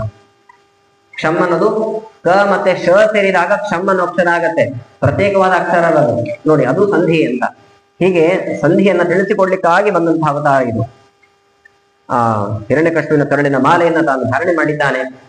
ಪುರಂದರದಾಸರು ಹೇಳ್ತಾರೆ, ದಾನವನ್ನ ಕೊಲ್ಲಿಕ್ಕೆ ಬಂದಿದ್ದಾನೆ ಅಂತ ಚಿಂತನೆ ಮಾಡಬೇಡಿ ನರಸಿಂಹನನ್ನ. ಪ್ರಹ್ಲಾದನೆಂಬ ಮುತ್ತು ರತ್ನಗಳು ಇನ್ನು ಎಷ್ಟು ಈ ಉದರದಲ್ಲಿದೆಯೋ ಅಂತ ವಿಚಾರ ಮಾಡ್ಲಿಕ್ಕಾಗಿ ಅವನ ಉದರವನ್ನ ಸೀಳಿದ ಅಂತ ಹೀಗೆ ತಿಳಿದಿ ಅಂತಾರೆ. ದಾನವನ ಕೊಂದದ್ದೆಲ್ಲ ಕಾಣಿರೋ ದಾನ ವಿರೋಧಿ ನಮ್ಮ ತೊರವೆಯ ನರಸಿಂಹ, ಅಚ್ಚ ಪ್ರಹ್ಲಾದನೆಂಬ ಸ್ವಚ್ಛ ರತ್ನಗಳು ಎಷ್ಟಿವೆ ಎಂದು ನೋಡಲು ಎದೆಯನ್ನ ಸೀಳಿದ, ಎದೆಯನ್ನ ಬಗದ ಅಂತ ಹೀಗೆ ಚಿಂತನೆ ಮಾಡಿ ಅಂತಾರೆ. ಕಡೆ ಎಲ್ಲಾ ದೇವತೆಗಳು ಕೂಡ ಬಂದು ಪ್ರಾರ್ಥನೆ ಮಾಡ್ತಕ್ಕಂಥವ್ರಾಗ್ತಾರೆ. ಇಂತಹ ರೂಪವನ್ನೇ ನಾವು ನೋಡಿಲ್ಲ ಅಂತ ಬ್ರಹ್ಮದೇವರು ಸ್ತೋತ್ರ ಮಾಡಿದ್ರು. ಇಂದ್ರಾದಿ ದೇವತೆಗಳು ಸ್ತೋತ್ರ ಮಾಡ್ತಾರೆ, ಪಿತೃದೇವತೆಗಳು ಸ್ತೋತ್ರ ಮಾಡಿದ್ದಾರೆ ನೋಡಿ. ಪಕ್ಷಮಾಸ ವಿಶೇಷ ಪಿತೃದೇವತೆಗಳೆಲ್ಲ ಬಂದು ವಿಶಿಷ್ಟವಾಗಿ ಸ್ತೋತ್ರವನ್ನ ಮಾಡಿದ್ರು ಅಂತ. ಪಿತೃದೇವತೆಗಳು ಏನ್ ಪ್ರಾರ್ಥನೆ ಮಾಡ್ತಾರೆ ಅಂದ್ರೆ, ಸ್ವಾಮಿ ಅವತಾರವನ್ನ ಮಾಡಿ ಹಿರಣ್ಯಕಶಿಪುವನ್ನ ಸಂಹಾರ ಮಾಡಿ ದೊಡ್ಡ ಕೆಲಸ ಮಾಡಿದ್ದೀಯ. ಯಾಕೆ ಅಂತಂದ್ರೆ ಈ ಹಿರಣ್ಯಕಶಿಪು ಏನ್ ಮಾಡ್ತಿದ್ದ ಅಂತಂದ್ರೆ, ಎಲ್ಲಾದ್ರೂ ಶ್ರಾದ್ದ ನಡೀತಾ ಇದೆ ಅಂದ್ರೆ ನೇರವಾಗಿ ಬಂದು ಪಿಂಡ ಪ್ರದಾನಗಳೇ ಪಿಂಡವನ್ನೇ ತಿಂತಾ ಇತ್ತು, ಬಂದು ಪಿಂಡ ತಿನ್ಬಿಡೋದು. ಪಿತೃದೇವತೆಗಳಿಗೆ ಏನು ಇಲ್ಲ ಅಂತ ಆಗಿ ಹೋಗ್ತಾ ಇತ್ತು. ಹಾಗಾಗಿ ನೀನು ಇದನ್ನು ಸಂಹಾರ ಮಾಡಿದ್ರು ಭಾರಿ ಒಳ್ಳೆಯ ಕೆಲಸ ಆಯ್ತು ಅಂತ. ಈ ಪಿಂಡಗಳು ಒಂದು ಕೂಡಲೇ ನಮಗೆ ತಲೆಗೆ ಏನ್ ಬರುತ್ತೆ ಅಂದ್ರೆ, ತುಂಬಾ ಜನ ಹಾಗೆ ಅಂದುಕೊಂಡಿರ್ತಾರೆ, ಪಿಂಡಗಳು ಅಗಲಿ ಹೋದಂತಹ ಪಿತೃಗಳಿಗೆ ಊಟ ಮಾಡ್ಲಿಕ್ಕಾಗಿ ಇಟ್ಟಿರುವಂತದ್ದು ಅಂತ ಹಾಗೆ ಅರ್ಥ ಮಾಡ್ಕೊಳ್ತಾರೆ. ಅನ್ನ ಅಂದ್ರೆ ತಿನ್ನೋದು, ಅದ್ರಾಗ ಹಾಗೆ ತಿನ್ಲಿಕ್ಕಾಗಿ ಇಟ್ಟಿರೋದು ಅಂತ ಹಾಗೆ ಅರ್ಥ ಮಾಡಿಕೊಳ್ಬೇಡಿ ಅಂತಾರೆ. ಒಂದು ಎರಡು ಅರ್ಥದಲ್ಲಿ ಪಿಂಡ ಪ್ರದಾನ ಮಾಡೋದು ಅಂತಾರೆ. ಒಂದು ಪ್ರತಿಬಂಧಕ ನಿವೃತ್ತಿಗೋಸ್ಕರವಾಗಿ ಪಿಂಡ ಪ್ರದಾನ, ಏನಾದ್ರು ತೊಂದರೆಗಳಾಗತ್ತೆ ಅಂತ ಇದ್ರೆ ಪಿತೃಗಳು ಬೇರೆ ಯಾವುದೋ ಒಂದು ಯೋನಿಯಲ್ಲಿ ಹುಟ್ಟಿರ್ತಾರೆ, ಏನು ತೊಂದರೆ ಆಗಬಾರದು ಅನ್ನೋ ಅರ್ಥದಲ್ಲಿ ಪಿಂಡ ಪ್ರದಾನ. ಇನ್ನೊಂದು ಪಿಂಡಗಳು ಅಂತಂದ್ರೆ ಅವರ ಶರೀರ ಅಂತ ಚಿಂತನೆ ಮಾಡಿ ಅಂತ, ಅವರ ಆಹಾರಕ್ಕಾಗಿ ಇಟ್ಟಿರುವಂತದ್ದಲ್ಲ, ಅವರ ಶರೀರ ಅಂತ ಚಿಂತನೆ ಮಾಡಿ ಅಂತಂದಿದ್ದಾರೆ. ಹೀಗೆ ನೀನು ಅವತಾರವನ್ನ ಮಾಡಿ ನನಗೆ ವಿಶಿಷ್ಟವಾಗಿ ಅನುಕೂಲವನ್ನ ಮಾಡಿಕೊಟ್ಟಿದ್ದಿ ಅಂತ. ನೀನ್ ಯಾಕೆ ಎಷ್ಟು ಕೋಪವನ್ನ ಮಾಡಿಕೊಂಡಿದ್ದಿ, ಶಾಂತ ಚಿತ್ತನ ಆಗುವಂಥದ್ದು ಏನ್ ಮಾಡಿದ್ರು ಸಮಾಧಾನ ಆಗ್ತದೆ. ಲಕ್ಷ್ಮೀ ದೇವಿ ಕೇಳಿದ್ರಂತ, ನನಗೆ ಅಂತಹ ರೂಪವನ್ನೇ ನೋಡಿಲ್ಲ ನಾನು, ನನಗ್ ಭಯ ಆಗ್ತಿದೆ ಅಂತ ಅಂದಂತೆ. ಲಕ್ಷ್ಮೀ ದೇವಿ ನೋಡದೇ ಇರೋ ರೂಪನ ಇಲ್ಲಿ ಭ್ರಾಂತಿಗೊಳಗಾಗುವಂತಹ ಪ್ರಸಂಗ ಇದು. ಹಾಗಾಗಿ ವ್ಯಾಖ್ಯಾನಕಾರರು ಹೇಳ್ತಾರೆ, ಲಕ್ಷ್ಮೀ ದೇವಿ ಈ ರೀತಿಯಾಗಿ ಹೇಳಿದ್ದಾಳೆ ಅಂತ ಚಿಂತನೆ ಮಾಡಬೇಡಿ, ಪ್ರಹ್ಲಾದನಿಗೆ ಕೀರ್ತಿ ಕೊಡುವ ಉದ್ದೇಶದಿಂದ ಹೀಗೆ ಹೇಳಿದ್ದಾಳೆ ಅಷ್ಟೇ. ಭಯ ಆಗ್ತಿದೆ ನನಗೆ ಅಂತ ಸ್ವಾಭಾವಿಕವಾಗಿ ಹೇಳಿರುವಂತದ್ದಲ್ಲ. ಸದಾಕಾಲದ ಲಕ್ಷ್ಮಿ ನರಸಿಂಹ ದೇವರ ಜೊತೆಗೆ ನಾರಾಯಣನ ಜೊತೆಗಿರುವಳು, ಅವಳಿಗೆ ಹೆಂಗೆ ಭಯ ಆಗಕ್ಕೆ ಸಾಧ್ಯ? ಕೊನೆ ಪ್ರಹ್ಲಾದರಾಜರು ವಿಶಿಷ್ಟವಾಗಿ ಸ್ತೋತ್ರವನ್ನ ಮಾಡಿದ್ರು. ಅದು ಕೂಡ ತುಂಬಾ ಅದ್ಭುತವಾಗಿರುವಂತಹ ಸ್ತೋತ್ರ. ಸಮಯ ಕಡಿಮೆ ಇರೋದ್ರಿಂದಾಗಿ ಮತ್ತೆ ಯಾವಾಗಲೂ ಸಮಯ ಸಿಕ್ಕಾಗ ಅದನ್ನ ಗಮನಿಸೋದು. ವಿಶಿಷ್ಟವಾಗಿ ಪ್ರಹ್ಲಾದರಾಜರು ನರಸಿಂಹದೇವರ ಸ್ತೋತ್ರವನ್ನ ಮಾಡಿದ್ದಾರೆ. ಎಲ್ಲರಿಗೂ ಭಯ ಆಯ್ತು, ನಿನಗೆ ಯಾಕೆ ಭಯ ಆಗ್ಲಿಲ್ಲ ನನ್ನ ಹತ್ರ ಬರ್ಲಿಕ್ಕೆ? ಯಾಕೆ ಭಯ ಆಗ್ಲಿಲ್ಲ ಸ್ವಾಮಿ? ನರಸಿಂಹದೇವರು ಅಂದ್ರೆ ಭಯ ಪರಿಹಾರ ಮಾಡ್ಲಿಕ್ಕಾಗಿರುವವರು. ನೋಡಿ ನಮಗೆಲ್ಲ ಸಂದೇಶ ಇದರಲ್ಲಿ ಏನಿದೆ ಅಂತಂದ್ರೆ, ನರಸಿಂಹದೇವರು ಅಂತ ಹೇಳಿರ್ತಾರೆ. ಹರಿದ್ವಾರ ಕ್ಷೇತ್ರಕ್ಕೆ ನಾವು ಯಾತ್ರೆಗೆ ಅಂತ ಹೋಗುವಾಗ ಹೇಳ್ತಾರೆ, ಹರಿದ್ವಾರದಲ್ಲಿ ಎಲ್ಲ ಒಳ್ಳೆ ಸಾಲಿಗ್ರಾಮ ಸಿಗತ್ತಂತೆ, ಬರುವಾಗ ನಮಗೊಂದು ಸಾಲಿಗ್ರಾಮ ತಗೊಂಡು ಬನ್ನಿ. ನರಸಿಂಹದೇವರ ಸಾಲಿಗ್ರಾಮ ಬಿಟ್ಟು ಅದನ್ನು ಒತ್ತಿ ಹೇಳ್ತಾರೆ, ಅಂಡರ್ಲೈನ್ ಅಂತ. ಮತ್ತೆ ನರಸಿಂಹದೇವರ ಸಾಲಿಗ್ರಾಮ ತಂದು ಎಲ್ಲಿರಿ, ಅದೇನೋ ದಿನ ನೈವೇದ್ಯ ಮಾಡ್ಬೇಕಂತ ಅದಕ್ಕೆ. ಅಂದ್ರೆ ಬೇರೆ ಸಾಲಿಗ್ರಾಮಗಳಿಗೆ ದಿನ ನೈವೇದ್ಯ ಆಗಬಾರ್ದ ಇರ್ತದೆ, ಹಾಗೆಲ್ಲ ಏನು ಇಲ್ಲವೇ. ನರಸಿಂಹದೇವರು ಅಂದ್ರೆ ಭಯ, ಉಗ್ರ ನರಸಿಂಹ ಅಂತ ಕೇಳಿಬಿಡ್ತಾರೆ, ಭಯ. ಅದೆಲ್ಲ ಏನಿದೆ, ನರಸಿಂಹದೇವರು ಭಯವನ್ನ ಪರಿಹಾರ ಮಾಡ್ಲಿಕ್ಕಾಗೇ ಬಂದವರು. ನಿನ್ನ ಹತ್ರ ಬರ್ಲಿಕ್ಕೆ ಭಯ ಪಟ್ರೆ ಹೇಗೆ? ಹೇಗೆ ಸಿಂಹ ತುಂಬಾ ಭಯಂಕರವಾಗಿರುತ್ತೆ ಬೇರೆ ಪ್ರಾಣಿಗಳಿಗೆ, ಆದ್ರೆ ಮರಿ ಸಿಂಹದ ಜೊತೆಗೆ ಆಟ ಆಡುವಾಗ ಸಿಂಹದ ಮರಿ ಹೆದರತ್ತೇನೋ, ಮುದ್ದಾಡತ್ತೋ ಇಲ್ವೋ, ಹಾಗೆ ನರಸಿಂಹದೇವರನ್ನ ಹೆಚ್ಚು ಭಕ್ತಿಯನ್ನ ಮಾಡಬೇಕು. ಅವನ ಹತ್ರ ಹೋಗ್ಲಿಕ್ಕೆ ಯಾರೂ ಕೂಡ ಭಯಪಡಬಾರ್ದು. ನನಗೇನು ಭಯ ಆಗಿಲ್ಲ ಸ್ವಾಮಿ, ಇಂತಹ ರಕ್ತವನ್ನ ಅನೇಕ ಬಾರಿ ನೋಡಿದ್ದೆ ನಾನು. ದಿನ ನಮ್ಮ ತಂದೆ ಬ್ರಾಹ್ಮಣರ ಕತ್ತನ್ನ ಸೀಳ್ತಾ ಇದ್ದ, ಹಸುಗಳನ್ನು ಸಂಹಾರ ಮಾಡಿದ, ರಕ್ತ ಸಿಕ್ತವಾದಂತಹದನ್ನ ನಾನು ನೋಡಿದ್ದೇನೆ ಅನೇಕ ಬಾರಿ ಅಂತ. ಸರಿ, ಅದ್ಭುತವಾದಂತಹ ತಪಸ್ಸನ್ನ ಮಾಡಿದ್ದೀಯಾ, ಸ್ಮರಣೆ ಮಾಡಿದ್ದೆ, ಏನು ವರಬೇಕು? ಏನು ವರ ಬೇಡ, ಹೇಳದಿರುವಂತಹ ಬುದ್ಧಿಯನ್ನು ಕೊಡುವಂತ ಎಂಥ ಅದ್ಭುತವಾದ ನೋಡಿ. ಇದನ್ನು ವರ ಅಂತ ಪರಿಗಣನೆ ಮಾಡುವುದಿಲ್ಲ, ಬೇರೆ ಏನಾದ್ರೂ ಕೇಳುವಂತ. ನಮ್ಮ ತಂದೆ ಅವರು ಇಂತಹ ನಿನ್ನ ದೇಶವನ್ನ ಮಾಡಿದ್ದಾನೆ ಅಂತ ಅಧಪತನನ್ನಾಗಿ ಮಾಡಬೇಡ ಸ್ವಾಮಿ, ಉತ್ತಮವಾದಂತಹ ಲೋಕವನ್ನ ಕರುಣಿಸು ಅಂತಂದ್ರೆ ಪರಮಾತ್ಮ ಅಂತಾನೆ, ನಿನ್ನಂತಹ ಪುತ್ರ ರಕ್ತವನ್ನು ಪಡೆದಿರುವುದರಿಂದಾಗಿ ಬರೀ ನಿನ್ನ ತಂದೆ ಹಿರಣ್ಯಕಶಿಪು ಅಲ್ಲ, 21 ತಲೆಮಾರುಗಳು ಕೂಡ ಉದ್ಧಾರವಾಗುತ್ತೆ. 21 ತಲೆಮಾರುಗಳು ಇದೇನು ಸುಮ್ಮನೆ ಹೇಳೋ ರಭಸದಲ್ಲಿ ಸುಮ್ಮನೆ ಹೇಳ್ಬಿಟ್ನಾ ಅಂತ ಅನ್ಸುತ್ತೆ. ಯಾಕೆಂದ್ರೆ 21 ತಲೆಮಾರುಗಳು ಎಲ್ಲಿದೆ? ಇಲ್ವೇ ಇಲ್ಲ. ನೋಡಿ, ಪ್ರಹ್ಲಾದ ರಾಜರ ತಂದೆ ಹಿರಣ್ಯಕಶಿಪು, ಹಿರಣ್ಯಕಶಿಪುವಿನ ತಂದೆ ಯಾರು? ಕಶ್ಯಪ ಋಷಿಗಳು. ಕಶ್ಯಪ ಋಷಿಗಳ ತಂದೆ ಯಾರು? ಮರೀಚಿ ಋಷಿಗಳು. ಮರೀಚಿ ಋಷಿಗಳ ತಂದೆ ಯಾರು? ಬ್ರಹ್ಮದೇವರು. ಬ್ರಹ್ಮದೇವರ ತಂದೆ ಯಾರು? ಸಾಕ್ಷಾತ್ ಪರಮಾತ್ಮ ನರಸಿಂಹದೇವರೇ. ಎಲ್ಲಿದೆ 21 ತಲೆಮಾರು? ಸುಮ್ಮನೆ ರಭಸದಲ್ಲಿ ಹೇಳೋ ಕ್ರಮದಲ್ಲಿ ಹೇಳಿಬಿಡ್ತಾರಲ್ಲ, ಹಾಗೆ ಹೇಳಿಬಿಟ್ಟ ದೇವರು. ಹಾಗೆ ಅರ್ಥ ಮಾಡಿಕೊಳ್ಳಬೇಡಿ, ಬರೀ ಹಿಂದಿನ ತಲೆಮಾರುಗಳು ಮುಂದಿನ ತಲೆಮಾರುಗಳನ್ನು ಸೇರಿಸಿ ಹೇಳಿದ್ದಾನೆ. ಬಲಿಚಕ್ರವರ್ತಿಯನ್ನ ರಕ್ಷಣೆ ಮಾಡ್ಲಿಕ್ಕಾಗ್ಲಿ ಬರ್ಲಿಲ್ಲ ದೇವರು ವಾಮನನಾಗಿ ಪ್ರಹ್ಲಾದರಾಜರಿಗೆ ಕೊಟ್ಟಂತಹ ಮಾತು ಒಂದು ಅಭಿಪ್ರಾಯ ಬರುತ್ತದೆ. ಹೀಗೆ ವಿಶಿಷ್ಟವಾಗಿ ನರಸಿಂಹದೇವರು ಪ್ರಹ್ಲಾದರಾಜರಿಗೆ ಅನುಗ್ರಹವನ್ನ ಮಾಡಿದ್ರು. ಸ್ವಾಮಿ ಏನ್ ಮಾಡ್ಬೇಕು ನಾನು ಅಂತ ಪ್ರಹ್ಲಾದರಾಜರಿಗೆ ಕೇಳಿದೆ. ನೋಡಿ, ನರಸಿಂಹದೇವರು ಆ ಸಮಯದಲ್ಲೂ ಕೂಡ ಪ್ರಹ್ಲಾದರಾಜರಿಗೆ ಹೇಳ್ತಾರೆ, ನಿನ್ನ ತಂದೆಯ ಔರ್ಧ್ವದೇಹಿತ ಕ್ರಿಯೆಯನ್ನು ಮಾಡು ಅಂತ ನರಸಿಂಹದೇವರು ಇದ್ದು ಮಾಡಿರ್ತಾರಂತೆ. ನೋಡಿ ಎಷ್ಟು ಪ್ರಧಾನ ಇದು ಅಂತ ಅರ್ಥ ಆಗತ್ತೆ. ಮಾಡಿಸಿ ಅನಂತರ ಪಟ್ಟಾಭಿಷೇಕವನ್ನು ಸ್ವತಃ ನರಸಿಂಹದೇವರೇ ಮಾಡಿ ಇನ್ನೇನು ಬಂದ್ಬಿಡು ಅಂತ ಕರೆದ್ರಂತೆ. ಇಲ್ಲ, ದೈತ್ಯ ಬಾಲಕನ ಅನೇಕ ಜನ ಇದ್ದಾರೆ, ಅವನ್ನ ನಾನು ಕರ್ಕೊಂಡೇ ಬರ್ತೇನೆ ಎಂಥ ಪಣ ನೋಡಿ. ಪ್ರಹ್ಲಾದರಾಜರ ರಾಯರಾಗಿ ತಮ್ಮ ಭಕ್ತರನ್ನೆಲ್ಲ ಉದ್ಧಾರ ಮಾಡಿಯೇ ಹೋಗ್ತೇನೆ ಎಂದು ಮಂತ್ರಾಲಯ ಕ್ಷೇತ್ರದಲ್ಲಿ ವಿವಾಹ ಸನ್ನಿಹಿತರಾಗಿದ್ದಾರೆ ಅದೇ ಪ್ರಹ್ಲಾದರಾಜರೇ. ಹೀಗೆ ಪ್ರಹ್ಲಾದರಾಜರ ಚರಿತ್ರೆ ನಿರೂಪಣೆ ಮಾಡಿ ತ್ರಿಪುರಾಂತಕಾರಿಯಾಗಿದ್ದಾನೆ ರುದ್ರದೇವ, ಅದು ಪರಮಾತ್ಮನ ಅನುಗ್ರಹದಿಂದ ಅಂತ ಮತ್ತೆ ಭಾಗವತದ 7ನೇ ಸ್ಕಂದದಲ್ಲಿ ತಿಳಿಸಿಕೊಟ್ಟು ಅನೇಕ ವರ್ಣಾಶ್ರಮಕ್ಕೆ ಸಂಬಂಧಪಟ್ಟಂತಹ ವಿಚಾರವನ್ನ ತಿಳಿಸ್ತಾರೆ. ಬ್ರಾಹ್ಮಣ, ಕ್ಷತ್ರಿಯ, ವೈಶ್ಯ, ಶೂದ್ರರು ಇವರಿಗೆ ಇರುವಂತಹ ಕ್ರಮಗಳೇ. ಪ್ರಧಾನವಾಗಿ ಬ್ರಾಹ್ಮಣರು ಮಾಡಬೇಕಾದಂತಹ ಕರ್ತವ್ಯ ಏನಂದ್ರೆ 6 ಕರ್ತವ್ಯ. ಅದನ್ನು ಹೇಳಿ ನಾನು ಉಪನ್ಯಾಸವನ್ನು ಮುಗಿಸ್ತಾ ಇದ್ದೇನೆ. 6 ಕರ್ತವ್ಯಗಳನ್ನ ಹೇಳಿದ್ದಾರೆ. ಏನು ಅಂತಂದ್ರೆ ಯಜನ ಯಾಜನ, ಅಧ್ಯಯನ ಅಧ್ಯಾಪನ, ದಾನ ಪ್ರತಿಗ್ರಹ, ಇಷ್ಟು ಅಂಶಗಳನ್ನ ತಿಳಿಸಿಕೊಡ್ತಾರೆ. ಅಂದ್ರೆ ಓದಬೇಕು, ಪಾಠ ಹೇಳಬೇಕು, ಅಧ್ಯಯನ ಅಧ್ಯಾಪನ. ದಾನ ಪ್ರತಿಗ್ರಹ, ದಾನ ಕೊಡಬೇಕು, ಪ್ರತಿಗ್ರಹ ಸ್ವೀಕಾರ ಮಾಡಬೇಕು ಅಂತ. ಇನ್ನು 2 ಯಾವುದು ಅಂತಂದ್ರೆ ಯಜನ ಯಾಜನ, ಅಧ್ಯಯನ ಅಧ್ಯಾಪನ, ದಾನ ಪ್ರತಿಗ್ರಹ. ಯಜನ ಯಾಜನ ಹೋಮ ಮಾಡಬೇಕು, ಹೋಮ ಮಾಡಿಸ್ಬೇಕು, ಪುರೋಹಿತನ ಕರೆಸಿ ಮಾಡಿಸ್ಬೇಕು. ಮತ್ತೆ ಯಾರಾದ್ರೂ ಕರೆದಾಗ ಹೋಮವನ್ನು ಮಾಡ್ಲಿಕ್ಕೂ ಕೂಡ ಸಿದ್ಧರಾಗಿರ್ಬೇಕು ಅಂತ. ಎಲ್ಲ ಒಂದೊಂದನ್ನ ಆಶ್ರಯಿಸ್ಬಿಟ್ಟಿದ್ದೇವೆ ಅಷ್ಟೇ. ನಾವು ದಾನ ತಗೊಳ್ತೇವೆ, ಕೊಡುವಂತಹ ಬುದ್ಧಿ ಇಲ್ಲ. ಈಗ ವೈದಿಕರು ಅಂತ ನೋಡಿ, ಏನು ಅದನ್ನು ಸರಿಯಾಗಿ ಬಿಡಿಸಿ ಹೇಳ್ಬೇಕು ಅಂತಾರೆ. ವೈದಿಕರು ವೈತಾರೆ, ಇಕ್ಕರು ಕೊಡೋದಿಲ್ಲ ಅನ್ನೋ ಅಭಿಪ್ರಾಯದಲ್ಲಿ ಬಂದ್ಬಿಡಿ. ದಾನ ತಗೊಳ್ತಾರೆ, ಕೊಡೋದಿಲ್ಲ ಅಂತ. ಯಾರಾದ್ರೂ ಪುರೋಹಿತರಾಗಿ ನಮ್ಮ ಮನೆಗೆ ಬನ್ನಿ ಅಂತ ಕರೆದ್ರೆ ಹೋಮ ಮಾಡಿಸ್ಲಿಕ್ಕೆ ಹೋಗ್ತಾರೆ, ತಾವೇ ಯಜಮಾನರಾಗಿ ಹೋಮವನ್ನ ಮಾಡುವಂತಹ ಕ್ರಮ ಇಲ್ಲವೇ ಇಲ್ಲ. ಹಾಗೆಲ್ಲ ನಡೀತಾ ಇರ್ತೀವ. ಪಾಠ ಹೇಳ್ತಾರೆ ಅನೇಕ ಜನ, ಕೇಳೋರಿಲ್ಲ. ಏನ ಅವ್ರ ಹತ್ರ ನಾವು ಹೋಗಿ ಕೇಳೋದು, ಹಿಂಗೆಲ್ಲ ಅಹಂಕಾರ ಬಂದಿರುತ್ತೆ. ಹಾಗೆಲ್ಲ ಎಲ್ಲವನ್ನು ಕೂಡ ಮಾಡಬೇಕು. 6 ಪ್ರಧಾನವಾಗಿ, ಉಳಿದವರಿಗೆ 3 ಹೇಳಿದ್ದಾರೆ. ಏನ್ 3 ಅಂತಂದ್ರೆ ದಾನ ಕೊಡಬೇಕು, ಸ್ವೀಕಾರ ಮಾಡುವಂತಹದ್ದಿಲ್ಲ ಅಂತಾರೆ. ಹೋಮವನ್ನ ಮಾಡಿಸ್ಬೇಕು, ಅಂದ್ರೆ ಪುರೋಹಿತರನ್ನ ಮನೆಗೆ ಕರೆಸಿ ಮಾಡಿಸ್ಬೇಕು. ಅವರೇ ಹೋಗಿ ನಾವು ಹೋಮ ಮಾಡ್ತೇವೆ ಅನ್ನೋ ಹಾಗಿಲ್ಲ. ಪಾಠವನ್ನ ಕೇಳಬೇಕು, ಹೇಳೋ ಹಾಗಿಲ್ಲ. ಈ ಎಲ್ಲ ಕ್ರಮಗಳಿವೆ. ಹೀಗೆ ಒಂದೊಂದು ವರ್ಣದಲ್ಲಿ ಕೂಡ ಒಂದೊಂದು ವಿಶಿಷ್ಟವಾಗಿರ್ತಕ್ಕಂತಹ ಒಂದು ವರ್ಣಾಶ್ರಮಕ್ಕೆ ಉಚಿತವಾದಂತಹ ಧರ್ಮಗಳನ್ನ ನಿರೂಪಣೆ ಮಾಡಿದ್ದಾರೆ ಭಾಗವತದ 7ನೇ ಸ್ಕಂದದಲ್ಲಿ.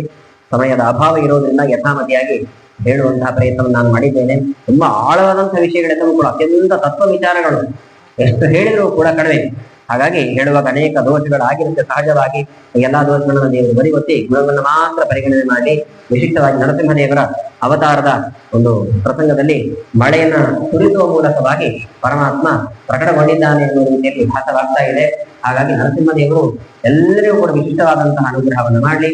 ಇಂತಹ ಒಂದು ಉಪನ್ಯಾಸಕ್ಕೆ ಅವಕಾಶವನ್ನು ಮಾಡಿಕೊಟ್ಟಿರ್ತಕ್ಕಂತಹ ಕಣ್ಣು ಮಠಾಧೀಶರಿಗೂ ಹಾಗೂ ಎಲ್ಲ ಆಯೋಜಕರಿಗೂ ಕೂಡ ನಾನು ಆಭಾರಿ ಅಂತ ಹೇಳ್ತಾ, ಮತ್ತೆ ಮತ್ತೆ ಇಂತಹ ಉಪನ್ಯಾಸವನ್ನ ಕೇಳುವಂತಹ ಸೌಭಾಗ್ಯವನ್ನ ಗುರುಗಳ ಅಂತರ್ಗತನಾದಂತಹ ಭಾಗವತ ಪ್ರತಿಪಾದ್ಯನಾಗಿರ್ತಕ್ಕಂತಹ ರುಕ್ಮಿಣಿ ಸಹಿತನಾದಂತಹ ಕೃಷ್ಣ ಪರಮಾತ್ಮ, ಅವನ ಅಭಿನ್ನನಾಗಿರ್ತಕ್ಕಂತಹ ಗ್ರಂಥ ಪ್ರತಿಪಾದ್ಯನಾಗಿರ್ತಕ್ಕಂತಹ ವೇದವ್ಯಾಸ ಪರಮಾತ್ಮ ನಮಗೆ ಅನುಗ್ರಹವನ್ನು ಮಾಡಲಿ ಅಂತ ಕೇಳಿಕೊಳ್ತಾ, ಗುರು ಮಧ್ವಾಂತರ್ಗತ ಶ್ರೀಕೃಷ್ಣಾರ್ಪಿತ ಮತ್ತು ಅಕ್ಷಯಂ ಕರ್ಮ ಯಸ್ಮಿನ್ ಪರ್ಯಸ್ವರ್ಪಿತಂ ಅಕ್ಷಯಂ ಯಾಂತಿ ದುಃಖಾನಿ ಎನ್ನಾಮತಃ ಅಕ್ಷರೋ ಯೋಜನ ಸರ್ವದೈವಾಮೃತಃ ಕೃಷಿಗಂ ಯಸ್ತೆ ವಿಶ್ವಂ ಸದಾಚಾರಿಣಂ ಪ್ರೇಣಯಾಮೋ ವಾಸುದೇವ ದೇವತಾ ಮಂಡಲ ಖಂಡ ಶ್ರೀಕೃಷ್ಣಾರ್ಪಿತಂ.